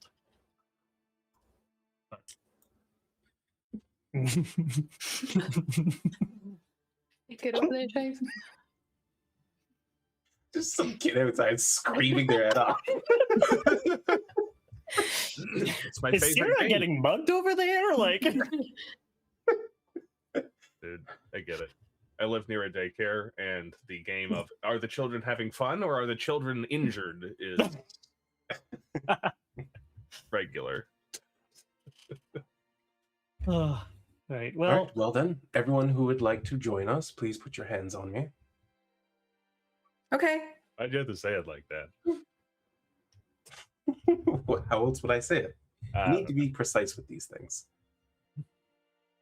And at that, you see him just kind of press the sole of his boot onto the sword, and all of a sudden, the world just fades from view and just completely different. You find yourself cold and short of breath as this aerial view of like just open sky and far in the distance below, forested plains on one side and ocean on the other. And you find yourself in the mountain city of Aethurim. So I wasn't expecting you guys to teleport with Thenibrius here, so I just need to go through my notes about how to describe this to you, because I was assuming it's coming into view. it's the whole headband of intellect. It threw everything off because Bastion's like, man, I'm smart now. I can think things through. Bastion, having even the shred of intelligence, has thrown off the entire fate of the world. Oh, great. He is dangerous now. Now there's a chance. So you find yourself surrounded by structures of varying sizes. Things like homes that are just a little bit bigger than you might expect them to be for a human or an elf, to structures that are like hundreds of feet tall and hundreds of feet wide, and openings big enough for a giant of 26 feet to enter comfortably. You have sculptures all around you of varying shapes and sizes. The stones that make up many of the buildings are massive beyond belief, like just way larger than you would expect people to move on a regular basis. And yet the intricate artistic detailing of each of these buildings is absolutely precise, down to the most minuscule details. Everything looks like it was a slowly, lovingly crafted work of art. Even like simple doorways and window frames look as though they may have taken years to carve slowly out of hard stone. There are no need for protective walls around this city, which is what lends you the beautiful like panoramic view of the surrounding lands. And as you look to the southwest, you can actually see the capital city far off in the distance, being one of the main notable points of interest. I can't think of the word suddenly. What's up, David? You confused? Yeah, I'm looking at the map and trying to figure out where we are. It's not on the map. It is northeast of the city. There are mountains in the woods that go along the northern coast there. Okay. Yeah. It is not like a major... the capital cities are on the map. because we haven't fully explored Yeah. this region yet. I was looking for a Um, mountain range to the northeast, and I'm like, I see woods and the ocean. Yeah, no, I added mountains in a later version of the map. Ah, It's something I'm kind of always working on in the background. But yeah, so you don't see these tall protective walls that you would see around a lot of cities, but there are these sort of low, like hazard walls to prevent people from mindlessly walking off the edge and falling several hundreds of feet to their death.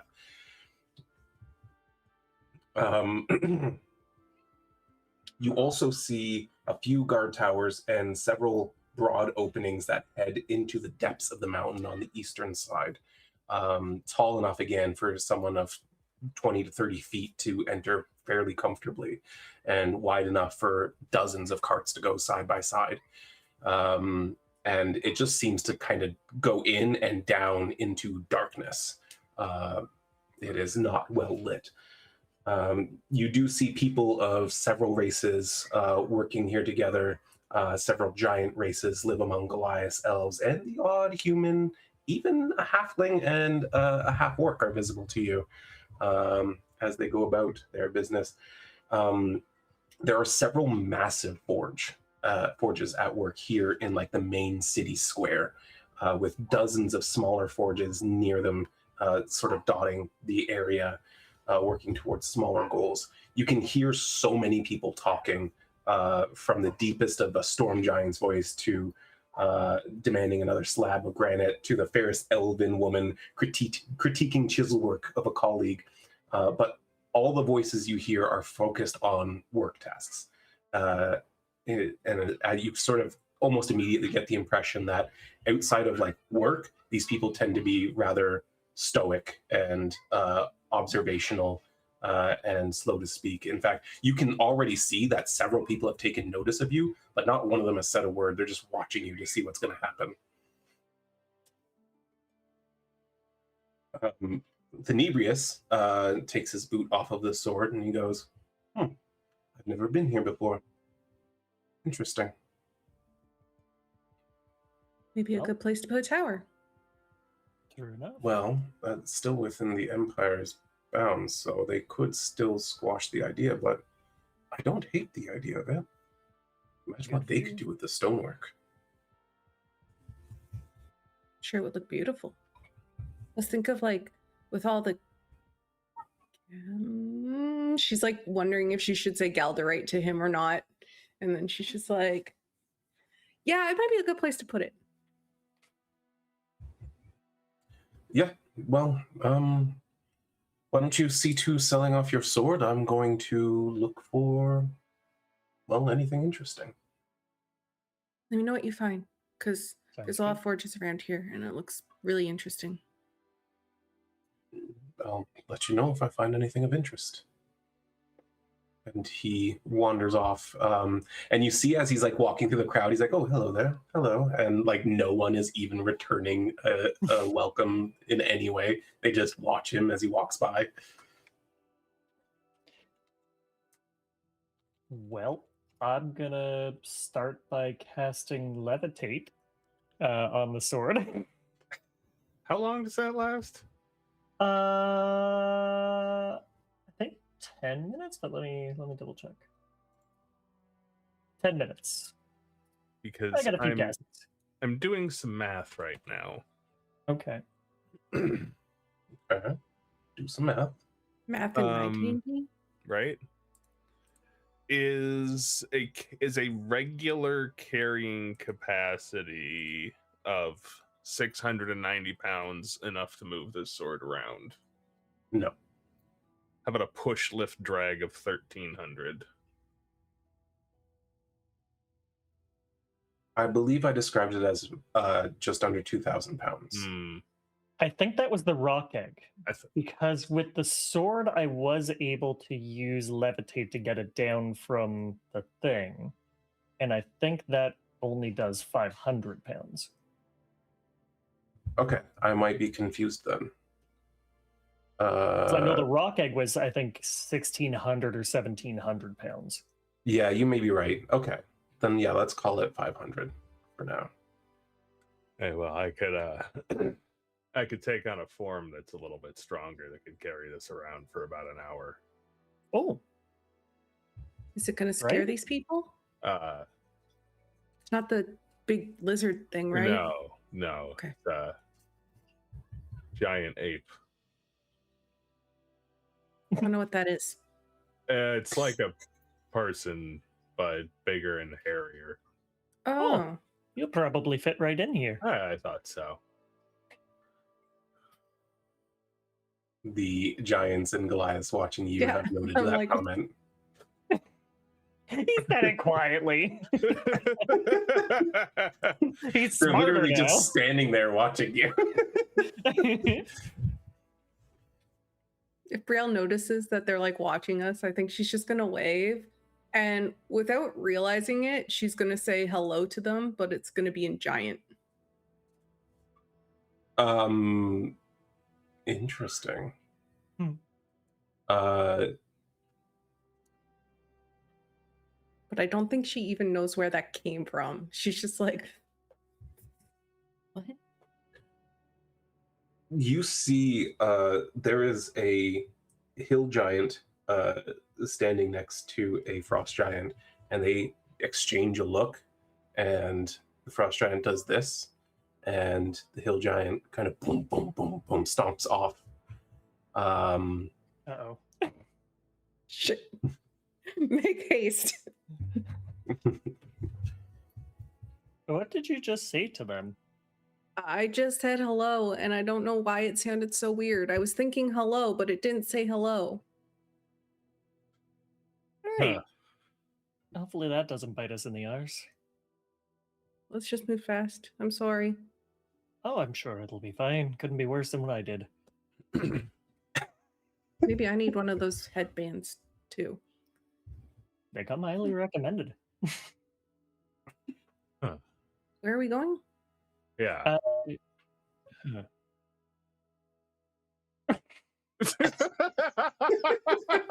You didn't ask. I was in a rush. So, step one, figure out where we're going. I think Okay. so. Maybe if you can speak to one of What these. was his name? Or who are we talking to? Where am I going? That was the thing you didn't ask. Yeah. We're looking for a collector of giant artifacts. He should be fairly affluent. If he's able to pay that amount. We don't quite know much more than that. Uh-huh. So Ah, let's start asking around. sure. Or we could find Thenibrius, get him to send a message to Thera and be like, Let's hey, not.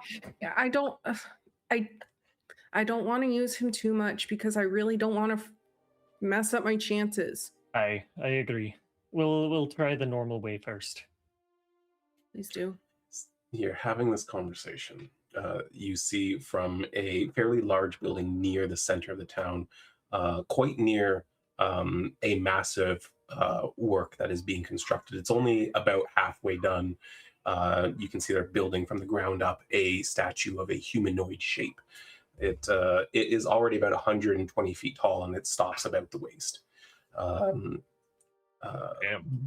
Brielle, I would like to make a perception check. Oh boy. I'm gonna use my inspiration just in case. Okay. Hey, it did help you. Yay! You, as you look up towards the structure, this sculpture rather, you notice something that immediately stands out to you. The very, very similar, not identical, but not far off from the emblem of the Phoenix Forge, is on the buckle that holds the like, what would you call it? Like I guess sort of like a sarong, like a waist, like the Roman like waistcoat thing, the what they would wear into battle kind of thing, like hanging leather.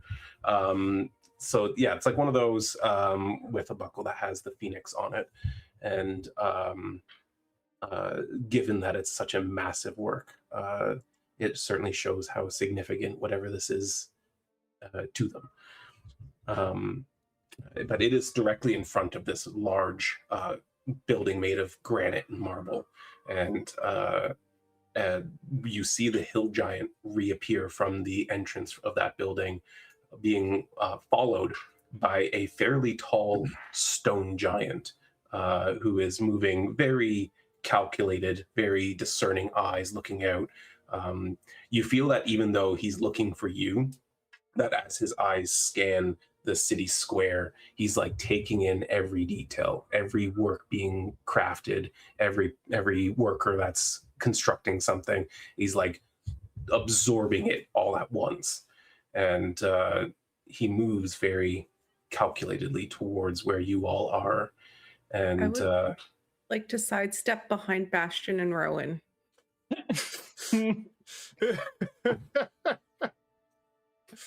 Make a stealth There check.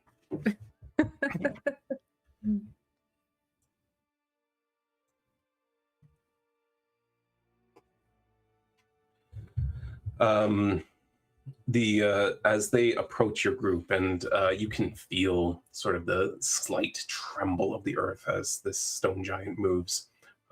Taller than, not that many of you have met stone giants, but for a sake of reference, he is taller than the average stone giant by a fair bit.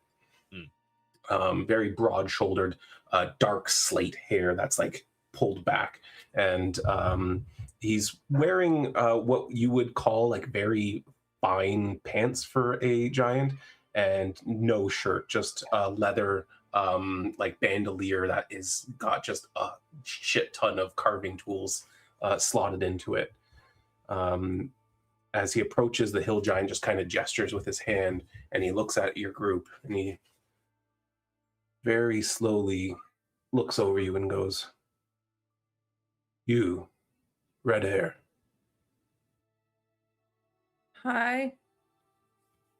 And then in giant, he says, "You speak our tongue." I guess. And she'll reply that in giant. I don't know how. Interesting. Few outsiders do.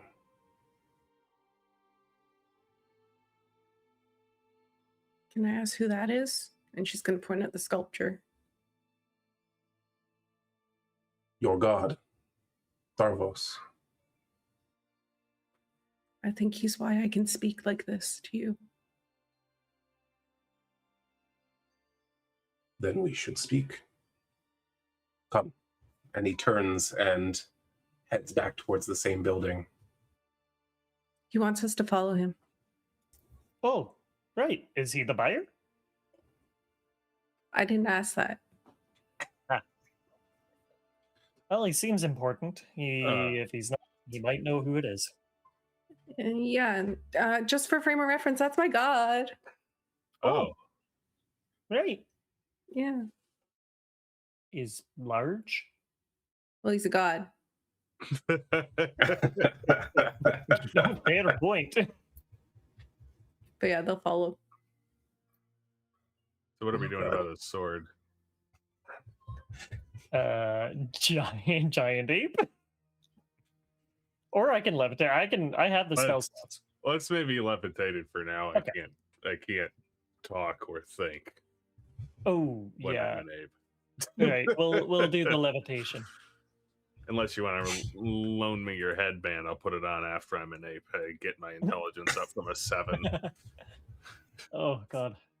Yeah, I've got a few spells to spare. As you follow him, finding that you have to move at quite a good pace to keep up with him, though he doesn't seem bothered by the fact that you lag behind if you do. He re-enters the building. You see a grand like entrance hall with a massive stonework desk in front of you, and there is a cloud giant behind the desk who is working at writing something. They look up to see the stone giant and give like a bow of their head of acknowledgement, and he in return bows about a quarter of the amount they did, and takes a sharp right. And as he passes through another massive set of doors, And one of the things you're noting here is like everything is either metal or stone. There is no wood around. But as he pushes open these massive marble doors that are as thick as like Bastion would be shoulder to shoulder, you see a very large desk and chair ahead of you, and then a seating area, and then what is essentially a smaller seating area next to it. And he takes a seat and just sort of shifts this stone table a little bit so that he can see you directly as you sit in the smaller seating available to you. And as you all sit down, he, in common, says, "Welcome to Al-Qarun. I am the High Carver. What brings you?" We're here to maybe sell a sword to... There's a collector here that is into buying things like this. Do you know who that is? See real quick. You seek Orbaden Thalcrus. And where is he located? He is on the north side of the city. Okay. He has the largest home among the occupants here. Impossible to miss. Okay. You wanted to talk? Yes. You believe that Tharvos grants you the ability to speak our tongue. It's the only thing I can think of, seeing as I haven't left my house in 21 years, and I only talk to my mom and dad. Well, and these guys, but you guys don't speak giant, do you? No. Yeah. I didn't know I could speak giant. I can... Are these giant? And she's gonna like show him the runes that she's carved into like her shield. Like, you see him reach into one of the pouches on his bandolier, and he pulls out what you can only imagine is like the most powerful magnifying glass you've ever seen. And as he pulls it up to his eye and like leans forward and looks down at what you're presenting to him, yes, these are runes of giant. I just thought they were weird things I'd draw when I was a kid. That's good to know. So you are champion of Tharvos. Yeah, that's what I've been told. Then you are welcome here. Really? Yes. Tharvos is wise, powerful, strong, just. And he inspired me to carve out Al-Qarun many years ago.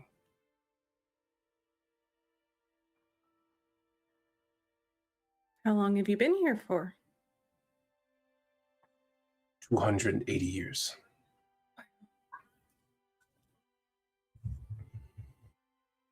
Are any of you champions? No, but champions have passed through many times. Are they cool? I do not know what temperature they were. I mean, I've seen some of them fight, and so they've got to be. All of them strong, all of them honorable. Mm-hmm. It's nice to fight alongside them. You know others? Knowing them, not really, but I do fight. Don't be scared about what's about to happen. She's going to use her boon to summon all the like spectral champions kind of around her to show they're my brethren. I recognize some of them. Which ones? He points to two, a very broad-shouldered man wielding two axes and a very tall woman carrying a greatsword. He says, these two passed through many years ago. They're great. Noble It warriors. is interesting. The champions of Tharvos fight for you. What makes that interesting? Should they not?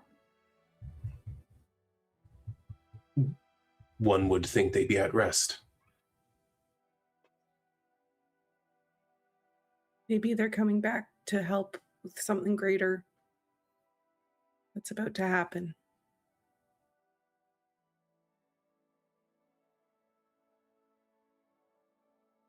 Well, then you must be his true champion. I don't know if you made the best choice, but I am doing my best. I think it's a pretty good choice, Brielle. I would say so. Thanks, guys.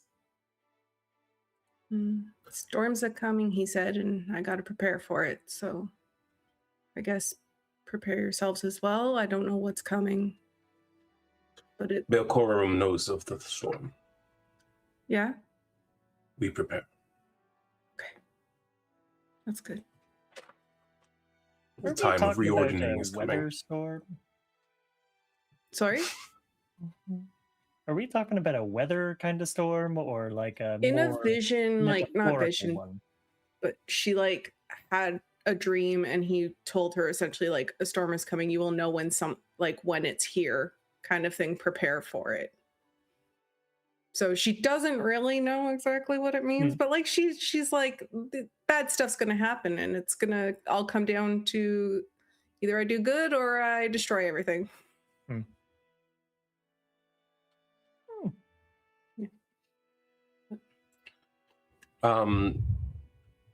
So as you're having this conversation, an elf walks in carrying a tray with drinks, hot tea, places it one in front of each of you, as a Goliath also carries in a very large fucking mug of tea and places it up on the table next to the High Carver. But as the elf hands the tea to Brielle, and instead of placing it on the table like everyone else, he offers it to Brielle. And in a very low voice, in Giant, says, "Were you sent by Tharvos?" No. Why? That's what they're saying. I mean, he didn't ask me directly. Do you need me? Not yet. And cryptically leaving it at that, he leaves the room. And you can see that the High Carver pays no mind to that interaction. He just picks up his mug and sips. And once the room is just you again, he says, "Well, you have Belcorum's welcome. You may stay as long as you wish. You may come and go as you please." That's the problem. You see, we can't really get here easy. We had to have a wizard friend do it for us, and none of us. Well, do you have any trees that are big? Or maybe a bush? What do you need again, Rhowan?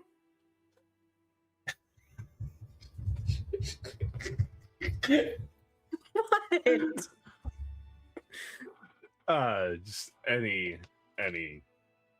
large collection of plants that's about at least yay big. Tree would do, a shrub, I think maybe a mushroom. I haven't, not positive about that one. Rowan, you're pretty insightful. I'm making an insight check.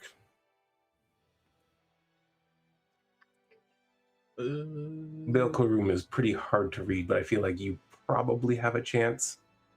Where is it? There it is. Actually, Wren, do you have expertise in insight? Me? Oh, you're not there. Never mind. Wren's I'm not like- there. Wren's not there. I I'm have so a high wisdom. insightful, I transcend the space between us. I feel like I'm there. I do have a high wisdom score, but I am not proficient in insight. Fair enough. That's not going to do it.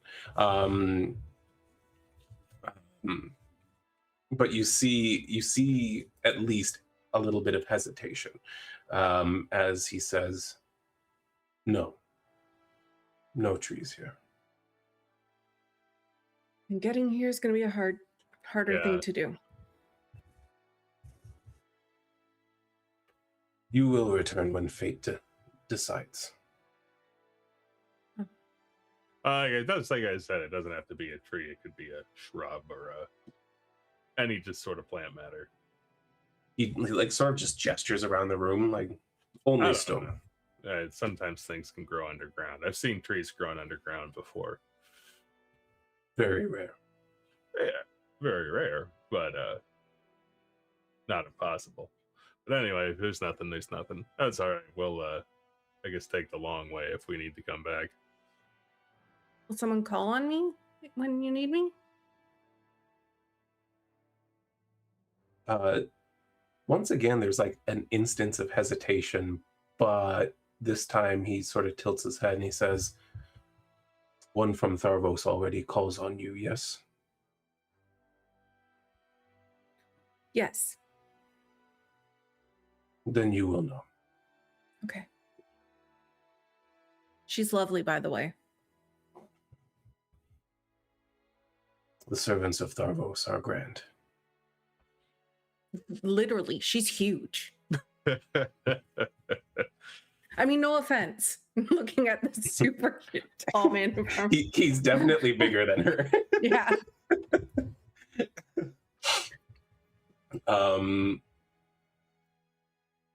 Let me see. Is there anything else he would offer up freely? Probably not. Okay. Well, you should seek your collector, and I shall return to serving Tharvos. If you talk to him, tell him I say hi. My name's Brielle. I'm Brielle. He reaches down to just extend like the tip of his finger to you. And Brielle Emberglow, I will commune with Tharvos on you. I appreciate you.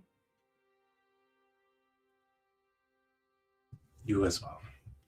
And at that, he finishes his tea and gets up and moves across the room.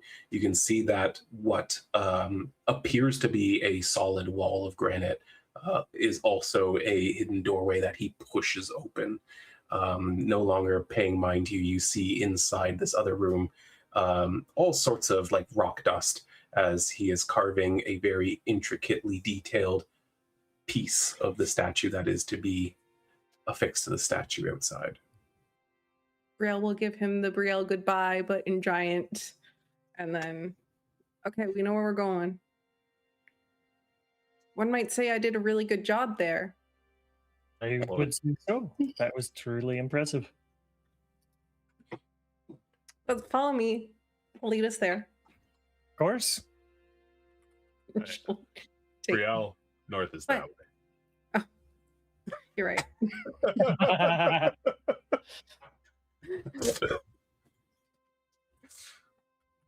But yeah, we'll go to that guy's house.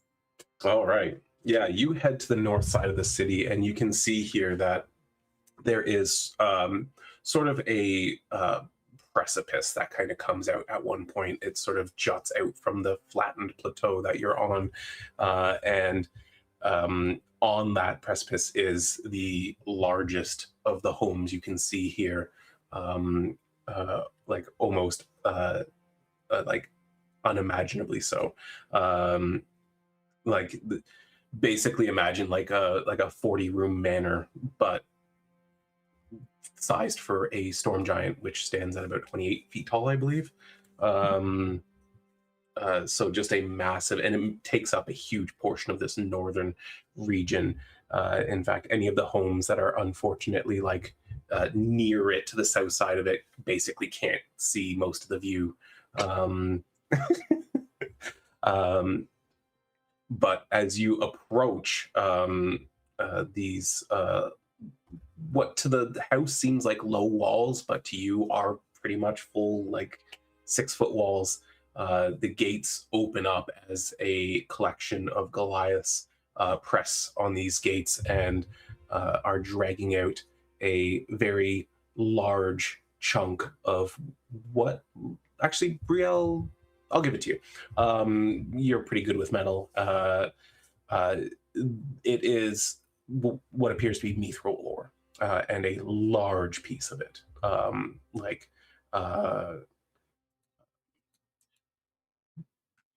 probably enough to make probably like 15 to 20 full plate mails. Yeah, like it's literally like there's 6 of them dragging it with cable and 4 of them pushing from behind. And you can see as they come out of the home, they head towards a particularly large forge nearby. And overseeing this operation as like 2 other Goliaths approach with clipboards and are discussing quietly in Giant, you can see this 28-foot tall storm giant wearing very like well-made fancy livery that looks thick enough to function as armor, even though it looks like it might just be like linen or silk. They have long white hair and a beard that always seems to be like flowing in an unfelt breeze, and pale blue skin, shiny green eyes. And even when he like crouches over to like look at some of these things, you just feel the enormity of this being and the grandeur of their stature.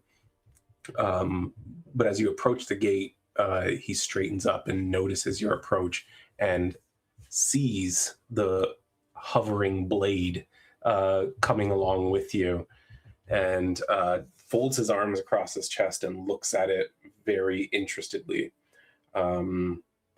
He whispers something to the Goliath on his right, and they come forward towards the gate and are like ushering you through. Wren. Yeah, once you pass through the gate and like enter into the courtyard in front of his house, you also notice to your far right a very, very, very large circular pile of hay with a rock egg in it. Oh, hey. Oh, I'm still a little bitter about that. Wait till you find out what he paid for it. Oh, I don't even want to know. Like 6 staffs of power, man. Oh, God. But just remember how much absolutely nothing we could do to move it ourselves. Yeah. Yeah. Very true. Very true. You're I also think- learning for the future when you have more spells. Mm-hmm. Do you want to talk to him, or do you want me to talk to him? I'm sure we sword. can do a little bit of a combo. He might like Okay. you if you speak Giant to him initially.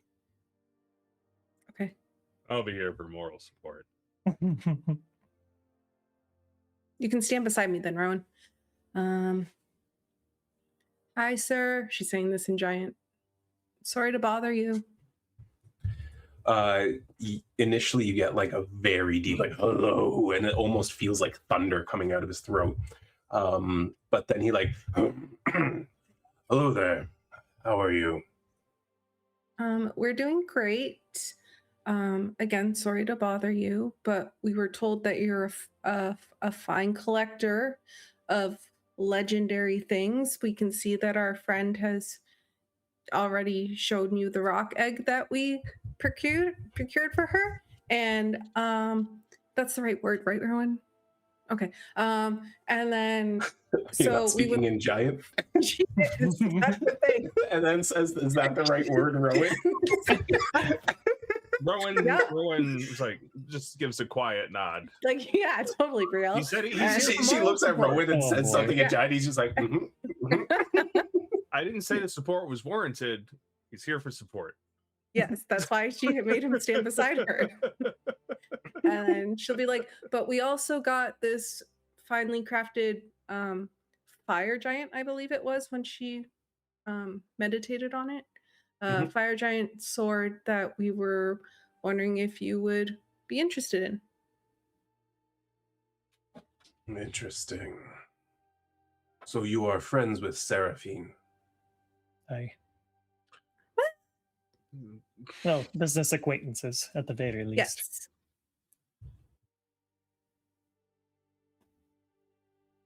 I will look at your sword, but I suspect that I do not need to. I can already feel the heat off of it, and I am very excited. Well, have a look. Yeah, as you like bring the sword in towards him, he places one hand right at the hilt and closes his eyes for a moment. This will make a fine addition to my collection. You are seeking to sell. Yes. Because I am also willing to offer trade. Unfortunately, the situation that we're in right now, we need the money. I wish I could say otherwise. Very well. Come with me. And he says that and then immediately just grabs the sword and picks it up like it's nothing. And I mean, he's a storm giant. Storm giant, dude. I feel like nice Bastion is just like mentally just like jarred because he was casting. Yeah, this thing you've been on it. struggling to move around this whole time. He's like, ooh, this is like a short sword for me. But he heads towards his home, and as you walk in, you are immediately like bombarded with artwork and sculptures and really ancient looking magic armor that would fit a giant about his size. And it's like all around the room. And as you continue to follow him through this great entranceway, each room you pass is also just full of similarly magic or artistic or very significant pieces from history. Brielle, you also take note of a sculpture that is down at the far end of one of the hallways you pass that is an actual phoenix, but it looks almost otherworldly, like it doesn't belong on this plane. The stone seems somehow off from what you understand stone to be. There's cracks and chunks out of it in places. There's metal work that's sort of going through the beak and the eyes and some of the feathers that seems, again, unusual, just an alloy that is unfamiliar to you. And there are places where you're seeing like a little bit of what's the word, like fungal growth on it that not your strength, but Rhowan certainly sees it and thinks, what the hell kind of fungus would that be? All of it just seems, it's just like the weirdest, most out of place thing, and yet you feel this calling to it because it is the Phoenix, of course. But he continues on down the hall, and as he approaches a room at the back of the house, you can see there is a statue of a fire giant that Brielle recognizes from her vision. And he's literally just standing like this, and as Orbison walks up, he places the sword in its hands and turns and crosses his arms once more and says, I had always hoped it would find its way here.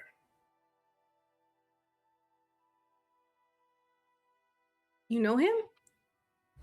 Not personally, but I know his story. I have always admired it. Can you tell my friends here the story? I'm sure they'd love to know all about the sword that they just found. This is the great warrior that was once known as the Firestorm. He was a hero for Tharvos, back when the ordning was rather rigid, kept us in place, not by Tharvos' will, but by the will of the giants. There was one who stood against the hypocrisy, the rigid caste system that we had formed for ourselves. He sought to change things, to make giants live on merit rather than birthright. And the changes he made rippled out for eternity. Fought many battles, honorably, and rose well above his station. And to this day, he is honored as one of the most legendary, most honored, and well-respected giants.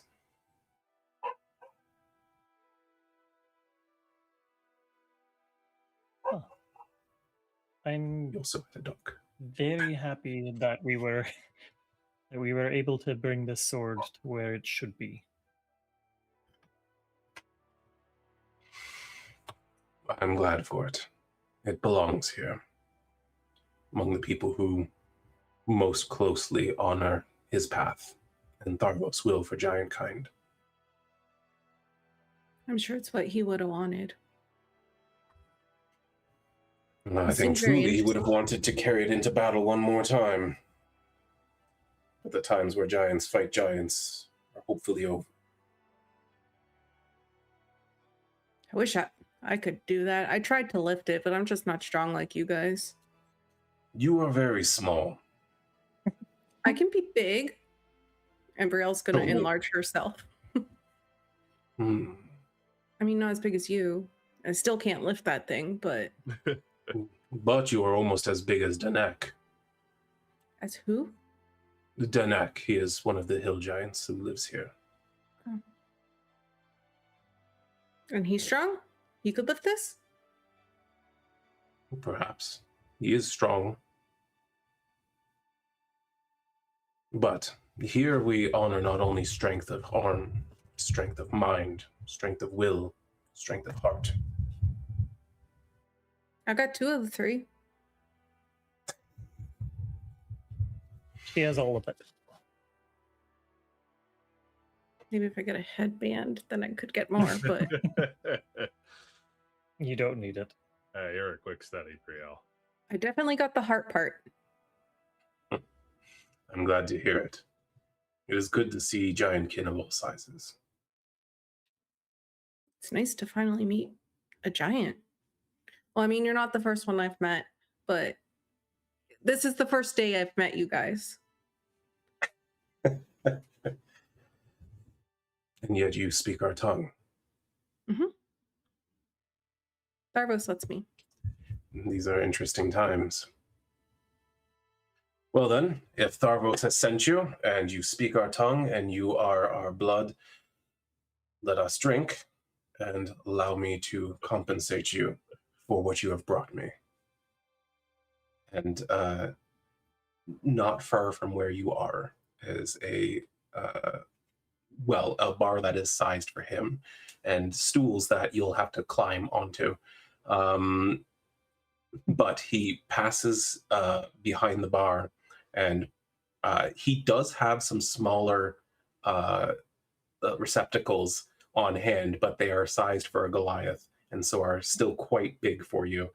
And We drink with yeah, Goliath. basically, We're fine. yeah, the two-handed. Are the We got the Home bottles Depot of buckets. alcohol also sized for them, or do they have little? He's got The mini bottle, bottles. the bottle is sized for Orbidon.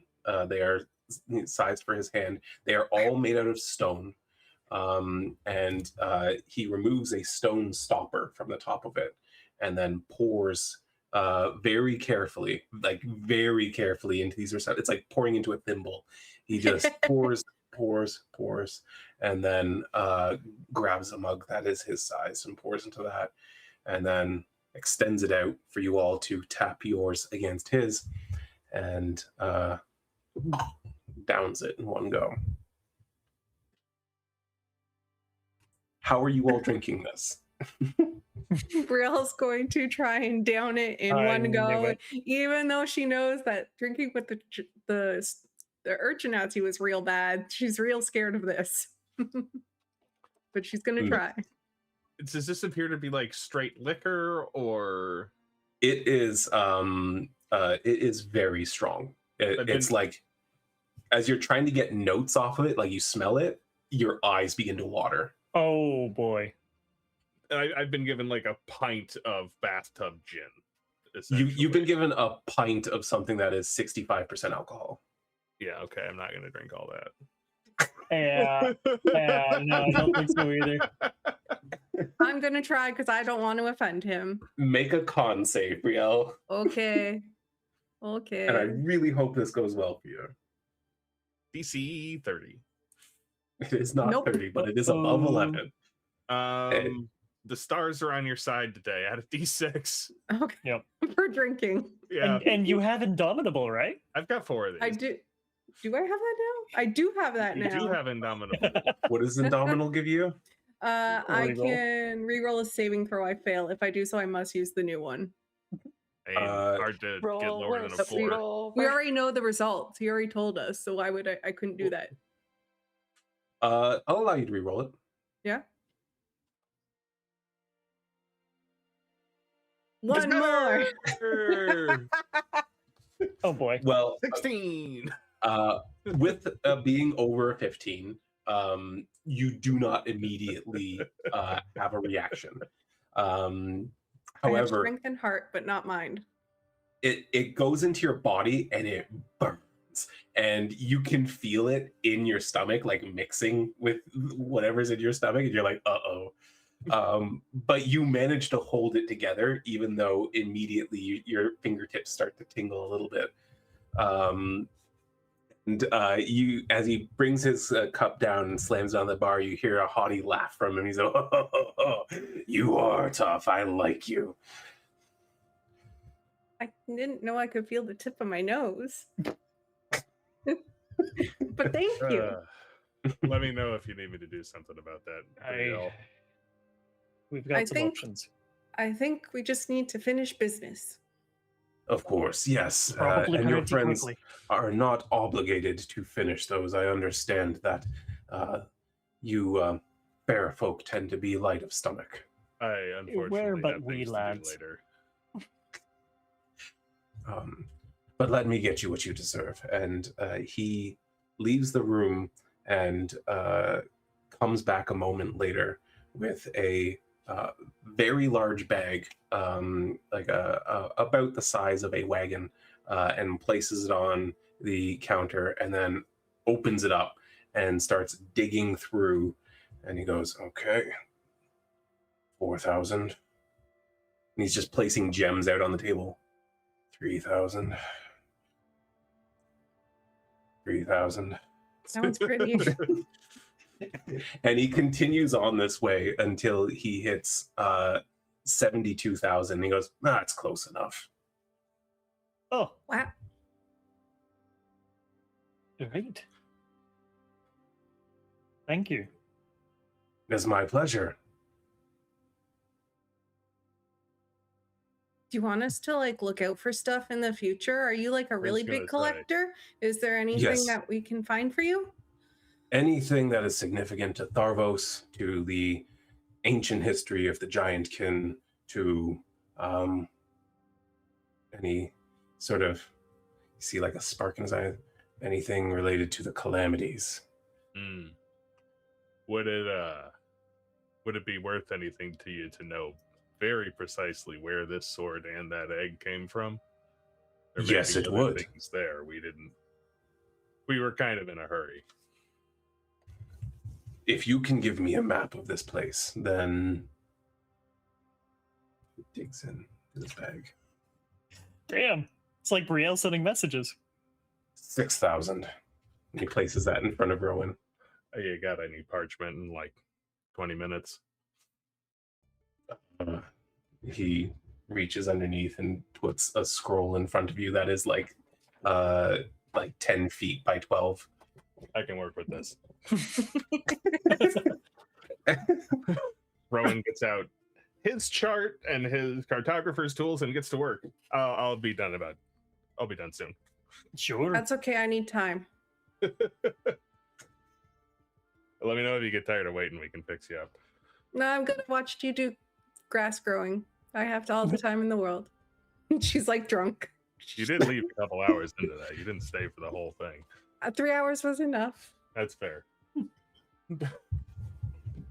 3 hours is too long to watch grass grow. One should use their hands.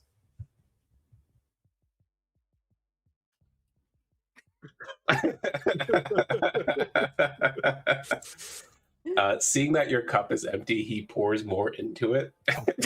More into his. Just kill her. Another one might. I'm Yeah. warning you, it's not going to be good for her. No, but I think that's what she's he too. does. I think she's too. She learned after drinking with Faishura.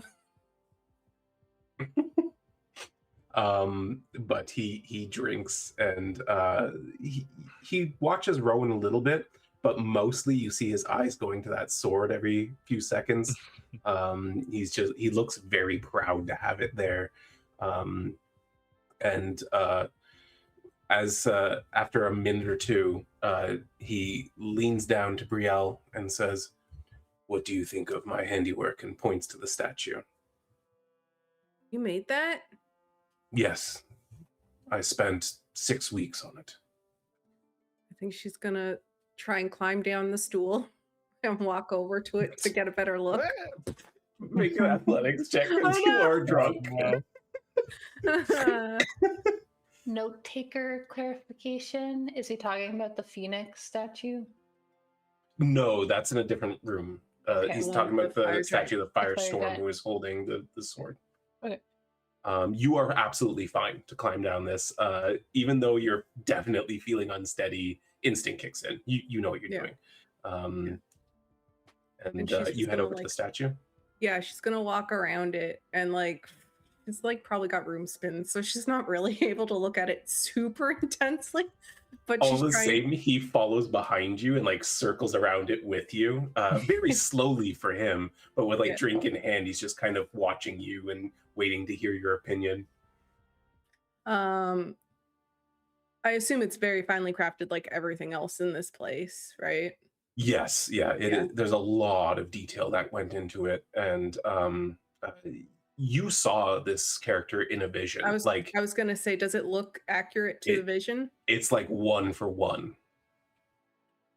I think this is the best version I've ever seen of him, and I've actually seen him in a vision. You were given a vision of him. Mm-hmm. That's an interesting skill. I've been I've been told that a lot while being here, and I've been here for 40 minutes. We've had champions of Tharvos through here before, but you seem to have unique abilities. It gives us hope.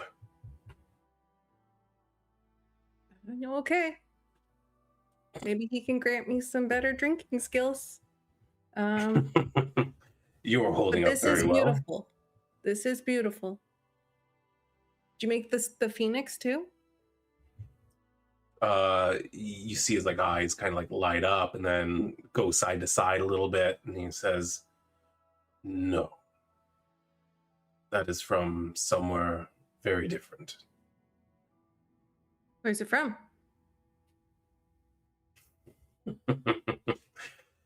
One drink and you want all my secrets. I'll tell you mine.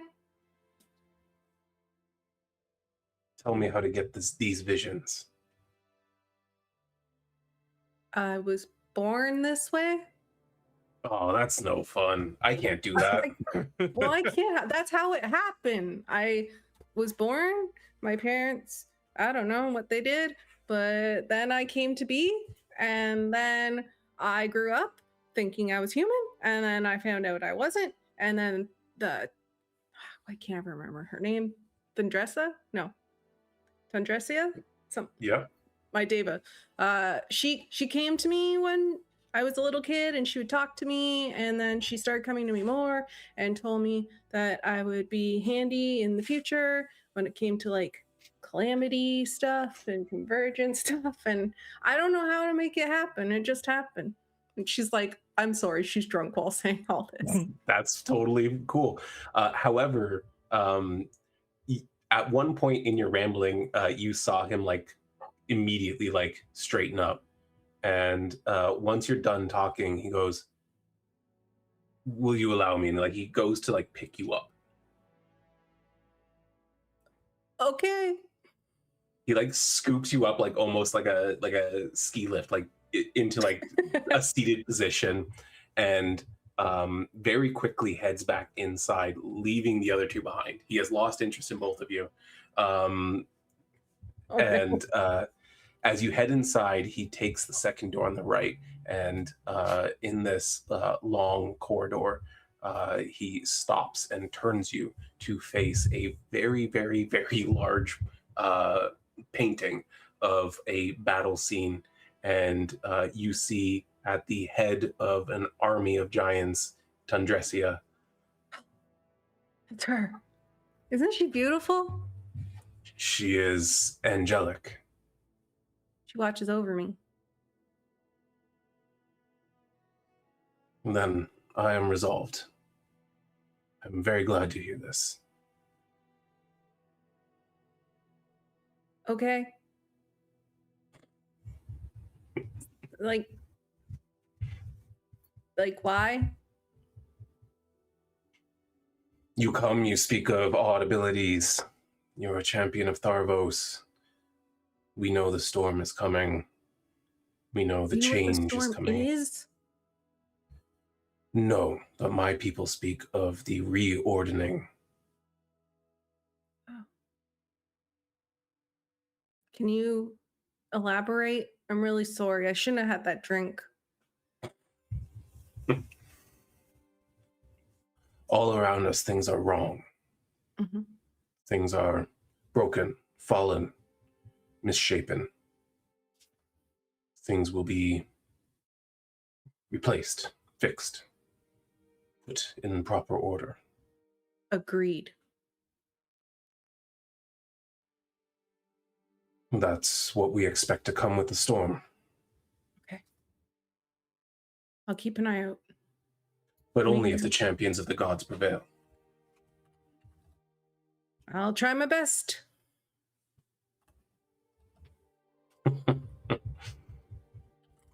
I have faith. And he,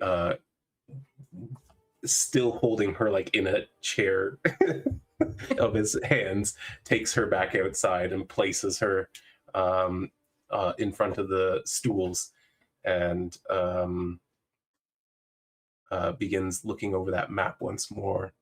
And Rhowan, how exactly are you communicating this place? Like, you drawing like the continents out and putting it in its relative position, or doing just enough to be able to like find this on a larger map for like proper navigation there, but there'll be like the nearest like well-known landmass and then an accurate distance to this place and a general layout of that island. And fair enough. I have never traveled that far, but if that is where the champions were, perhaps it is worth a visit. as I said, there could be more things there. I genuinely don't know. But it looked like that rock's nest was there for a while. This is interesting. The rocks were thought extinct. Well, that might be the last one inside of that thing. Gestures towards the general direction of the egg. I sure hope not. I need a mate for it. Hey. Well, they were related.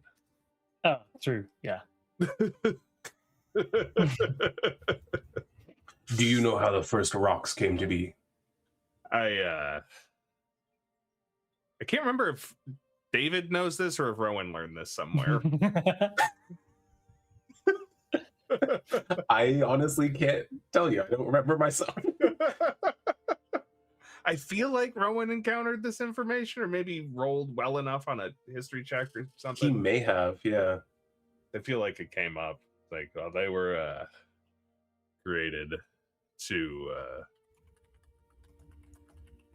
fight in the war with the dragons, were they not? Yes, you are correct. Well, back in the times of chaos, we would fight against the dragons, we as the gods champions and they as the elementals. And, well, they owned the skies, and Tharvos seeking to give us a wing up on them, as it were, created birds as mighty and as fearsome as he was, that would carry us into the skies and fight them on their own turf. They're mighty and fearsome, all right, that we can confirm. You fought with one. Regrettably, we tried to, we are caretakers for some errant wyverns, and they sniffed out the rock, and I tried to get them to leave it alone, but they were not interested. Wyverns tend to be simple creatures. They cannot let go of what is long past. We're working on it. They apologized for losing their composure, so I think they're coming along. They're coming along. They're good kids. You saved one. That is good enough for now.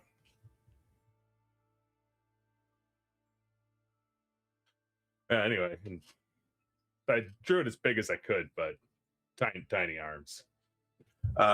Yeah, you see him pull out, not quite as intense in a magnifying glass, but like another one looks at it and is very detailed. Thank you. Is there anything else I can do for all of you? You didn't tell me where the phoenix came from.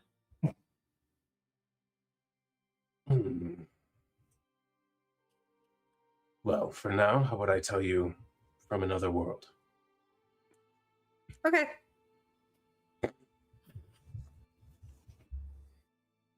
And perhaps when you bring me another relic, I will reveal more. Deal. And she'll like reach up to shake his finger again.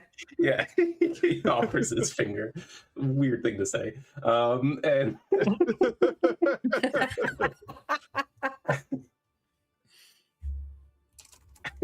for my friend Shitter. Oh man. But that concludes your meeting with him. He leads you out. We are just over time, but jumping back to the capital.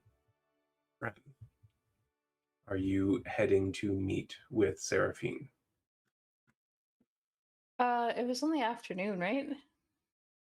Yeah, by the time you had gone through the city and then back into the city and then back out and like had all these conversations and everything, it's getting towards evening.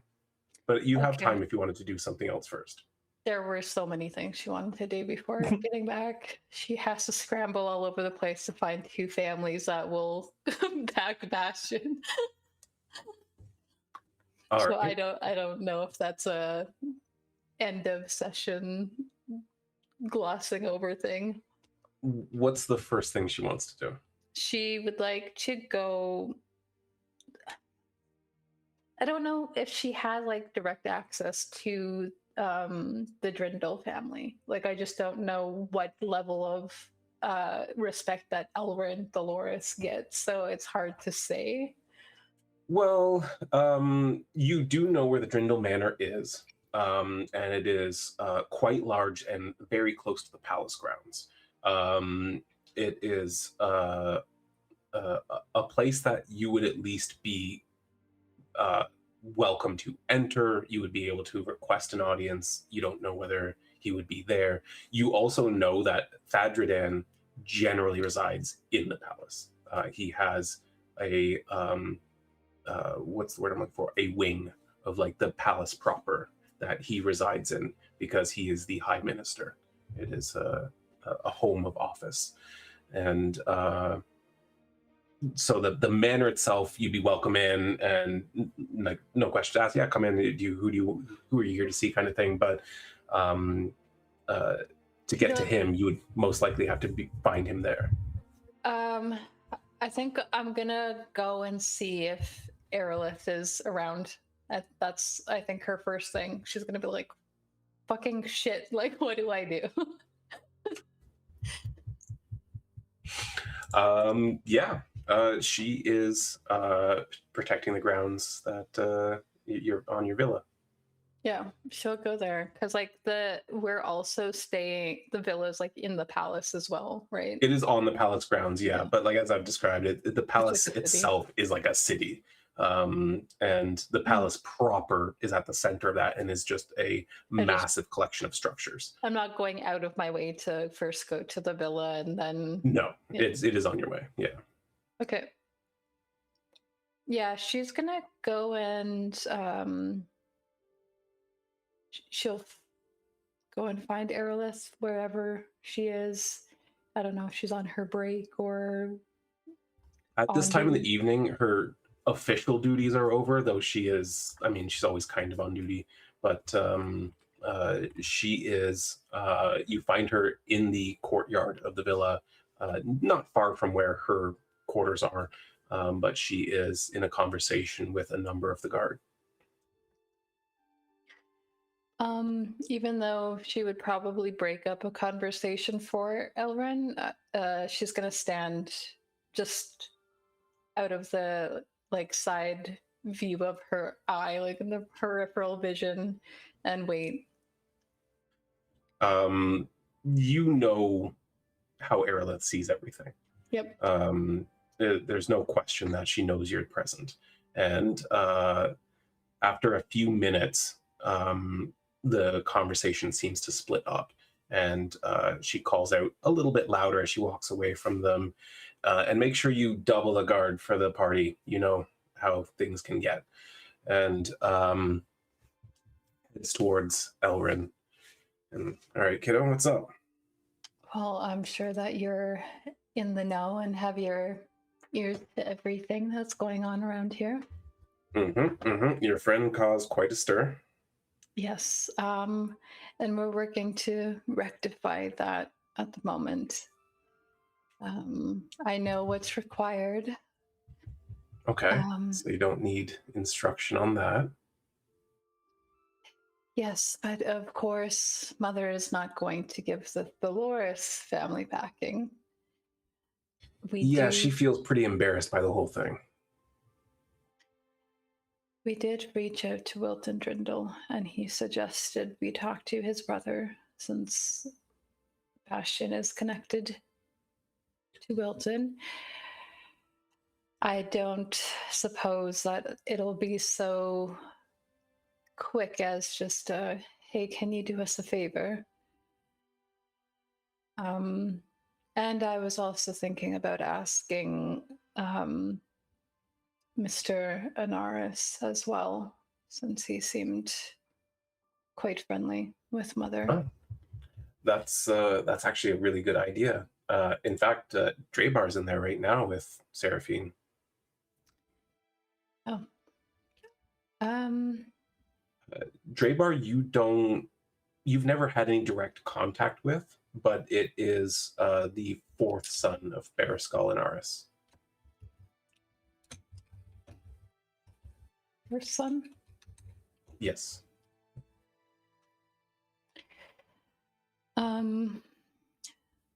It's obvious that Mother's willing to help. She did send quite a helpful lead on this endeavor to us. But working your way up the ladder, you don't really want to tie your name to something that might explode in your face on such an She's important walking day. at knife's edge right now. The maneuver she's trying to pull here, if successful, sets your family up pretty much forever.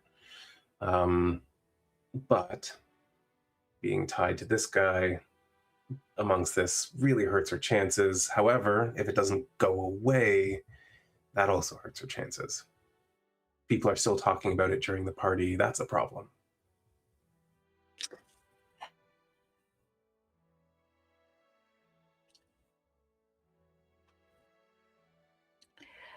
How likely do you think it is that I could perhaps play to a sympathetic ear on some of these people? I know that we need to make an example of those that step out of line in the Empire, but don't we also need to make sure that we are showing that making an example of someone is doing something that changes them? Well, it depends on who you ask, really. Here's the thing. Thaddy, oh my god, no, sorry. Thadridan, Wow. don't you dare. That's Don't you quite dare. familiar. It was 2 or 3 times, maybe. Daddy. He gets lonely locked up in the palace, you know? He's got no one around. I can come and go without, you know, drawing attention. No judgment. I mean, you know where I've been lately, apparently. Great detail. Well, sometimes older men got it, you know? Anyway, Adridan, good God, I can't believe I let that slip. He's a good man. He's understanding, but he takes his role seriously, and he takes the kingdom fucking seriously. So you got to have a good argument if you're going to talk to him. I think he'll meet with you. The Inaris family, Drabar is probably your best chance. Baraskal, he would say such things are beyond his concern and probably wouldn't engage. He does seem like he's more the studious type. He's worried about his crystals and his contraptions and magical machinations, stuff that I couldn't give 2 shits about.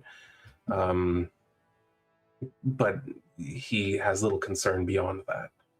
Of course, he does have the Emperor's ear, but if you really want to appeal, I'd talk to Drabar when he comes out. But, and this is just a rumor, so don't go spreading it around like I'm about to do. But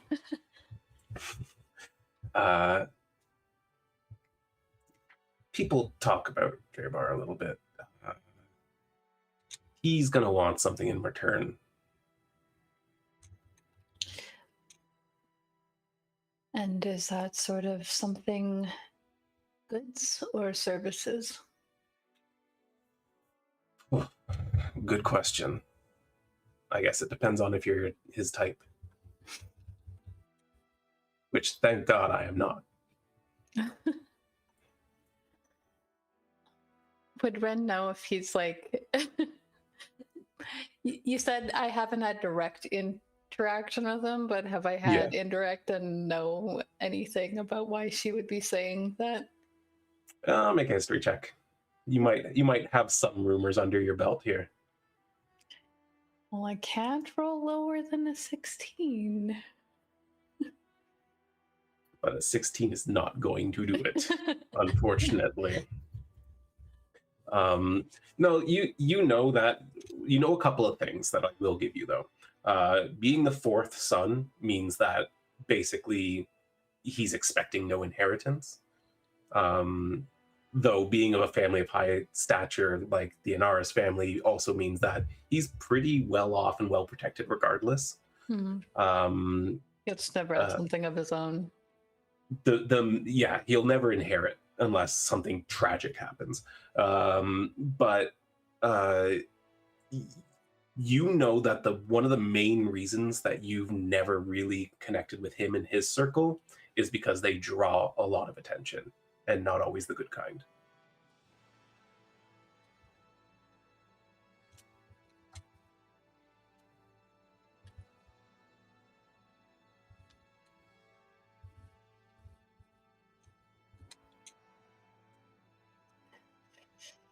Suppose I can feel him out. Sorry, I couldn't make that out. I suppose I could feel him out. He might like that.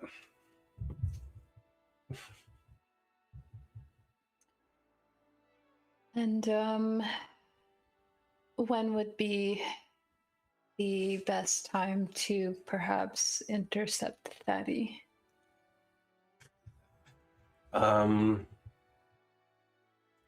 Well, if you want to meet with him tonight... You have a way of getting there. I could give you a token. You could take it to a particular servant, and they would grant you an audience. Interesting. It's not that interesting.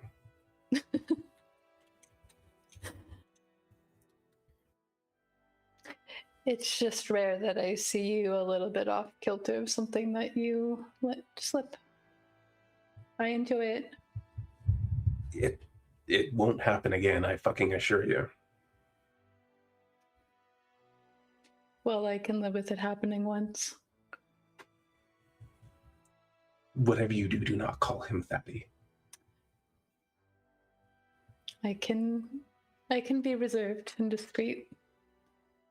If he has any idea about, if he even suspects for a second that I revealed details of that night, it will not go well for any of us. Was it enjoyable? Honestly, I was so drunk I barely remember it.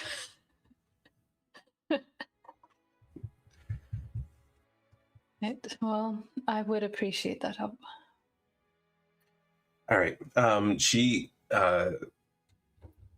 digs into her bag and pulls out a small note card. It seems to be like it's blank from what you can tell. Has like embossed borders around it, and she just writes something on it in Elvish. Does Elwyn read Elvish? Pretty sure.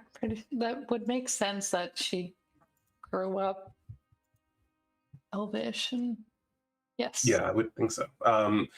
But I wanted to be sure. She writes on it in Elvish asking for a boon, and hands it to you. Give it to them. They know what to do with it. He'll answer you. He might be expecting something more fun than what you're presenting to him, so be nice. Of course. Thank you. But it's the least I can do, kiddo. It's good to have you back. It's been so fucking boring. Well, now you get to watch what unfolds of this. Yeah, it'll be interesting. Hey, if you're if Sorcerer gets back in, send him my way. I will. Good. Anything else? She's just gonna look towards the door. How long do you think they'll be? As you're saying that, the door opens. That'll be all. The door opens and you can see a very well-dressed page walks out first, and he is holding like a bag full of things, and he turns and he's like waiting at the doorway to see whether he's being followed out or not.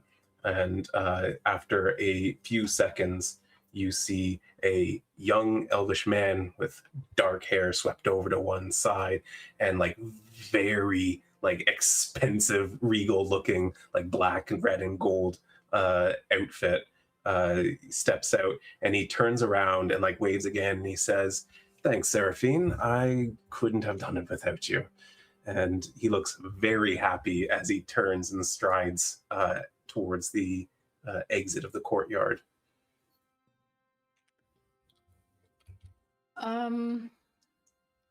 Wren will leave it a few paces, but then follow. I think she's trying to make sure that Seraphine isn't coming right out after him.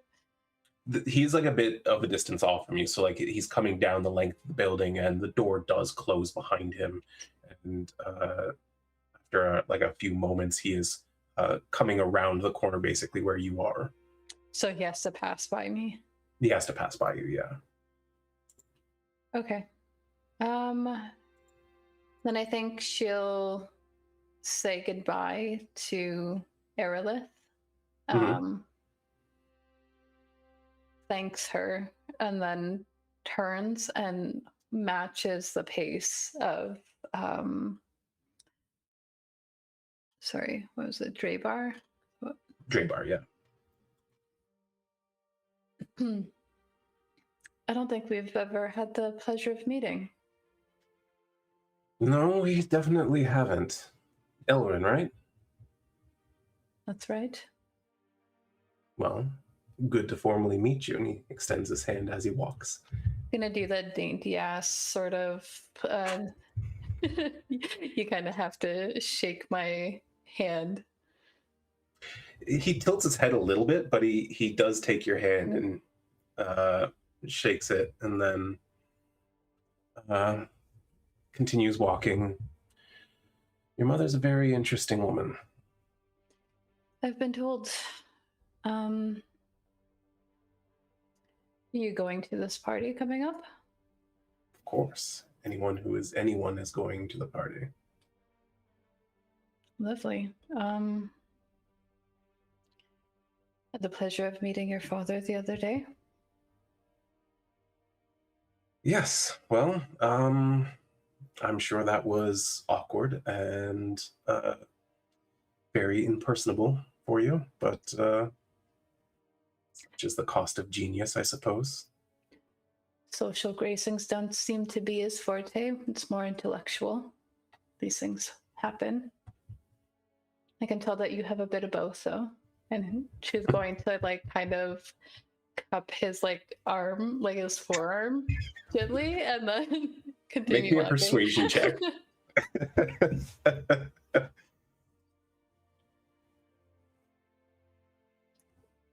In the open? Yeah, you can do it in the open. Ooh, 18. Okay, so 25 total.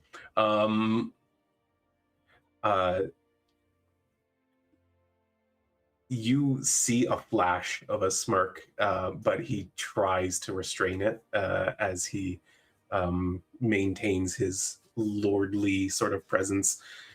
Says, well, I am a man of many talents.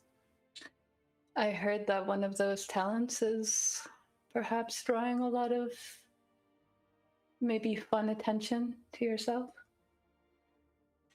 And here I thought the Thaloris child wanted to avoid attention at all costs. Well, I'm just very good at being discreet. Discretion is good. Discretion keeps you alive, keeps your business flowing, keeps fun times from being squashed. Exactly. The longer you fly under the radar, the longer you can have fun. Interesting. And here I thought you were just trying to stay out of all this petty, noble business. Well, I'm sure you can relate with feeling perhaps overshadowed by some of your family members. I may be their only son, but they are so far beyond what I could even hope to catch up to at this point. He seems to size Elrin up at that moment. Well, I don't know. I think you have promise.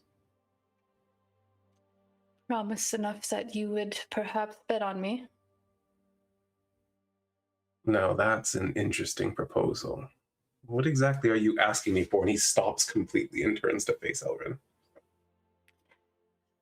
I have a friend who is in need, who also likes to get himself in trouble, but who can also be quite fun and discreet and entertaining at these sort of events. All right. And you want me to... Maybe put your name behind him? Oh, this is the one that got removed. He made a joke in front of the wrong person. Never joke in front of the archivists. Everyone knows this. They don't have a sense of humor, that's certain. Okay, so you want me to put the weight of the Inaris family behind this friend of yours who got kicked out, and... You specifically, though. And if it goes well, maybe that looks good on you. I think you're going to need to sweeten the pot, Elrin. And how would you suggest I do that? And Elrond's gonna step like a little bit closer.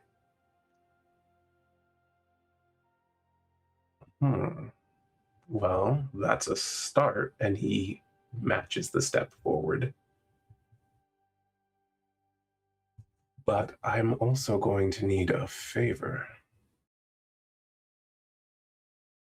I'm also a person of many talents who could probably achieve that favor. You're probably the only person who can achieve this favor. Well, now I'm intrigued too. I need something from Seraphine, but I could never ask her for it. And what is that? I need the way to get around her enchantments in the Thistlewood.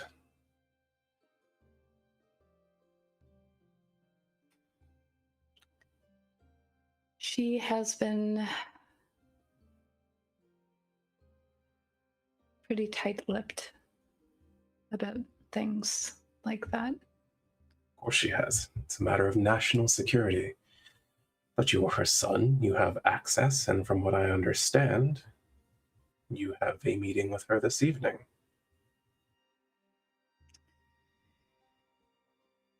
I do. Get it out of her or find the way past. I'm sure she's documented everything. She's very particular.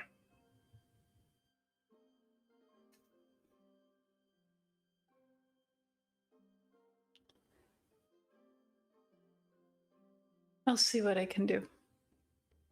Good. Do you know where I live? I do, right? You would. You would Yeah. know you would know the Inaris Manor for sure. I'm not sure you would know where his room is, and it's quite a large place. Mm-hmm. I know the general area. On the northwest corner, there is a large room with black curtains. That is mine. I'll have a candle lit, so you know I'm still up. I'm always up. Bring what you can to me. We'll have a little fun, and I'll back your friend.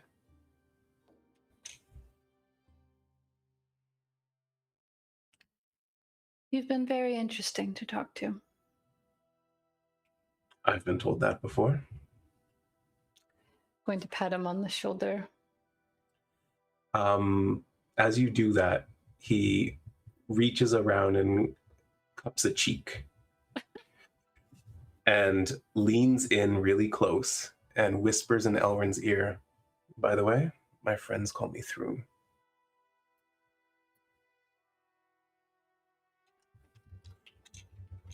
Would that mean anything to her? It is something that I told you. It was a name that I shared with you not that long ago. Troon. Oh, it came up in my notes. Yep. Okay. Very interesting indeed. And he's going to walk away. Yeah. You head off, and he does as well. And that's where we'll call it a night, I guess. That'll be something. Like I said, there's a lot going on in this. Oh, God. What are you getting wrapped up in? Who knows? Oh, God, what have I done? You've given me many opportunities to make things more complicated for everyone. Including himself. Yes, Oh, including my myself.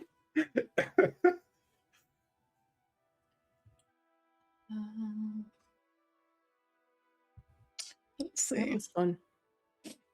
Yeah, this was a character who I knew was here and I know is influencing stuff happening around you, but I'm like, I don't know if there's even going to be a chance for you guys to interact. And then I'm like, well, now there is.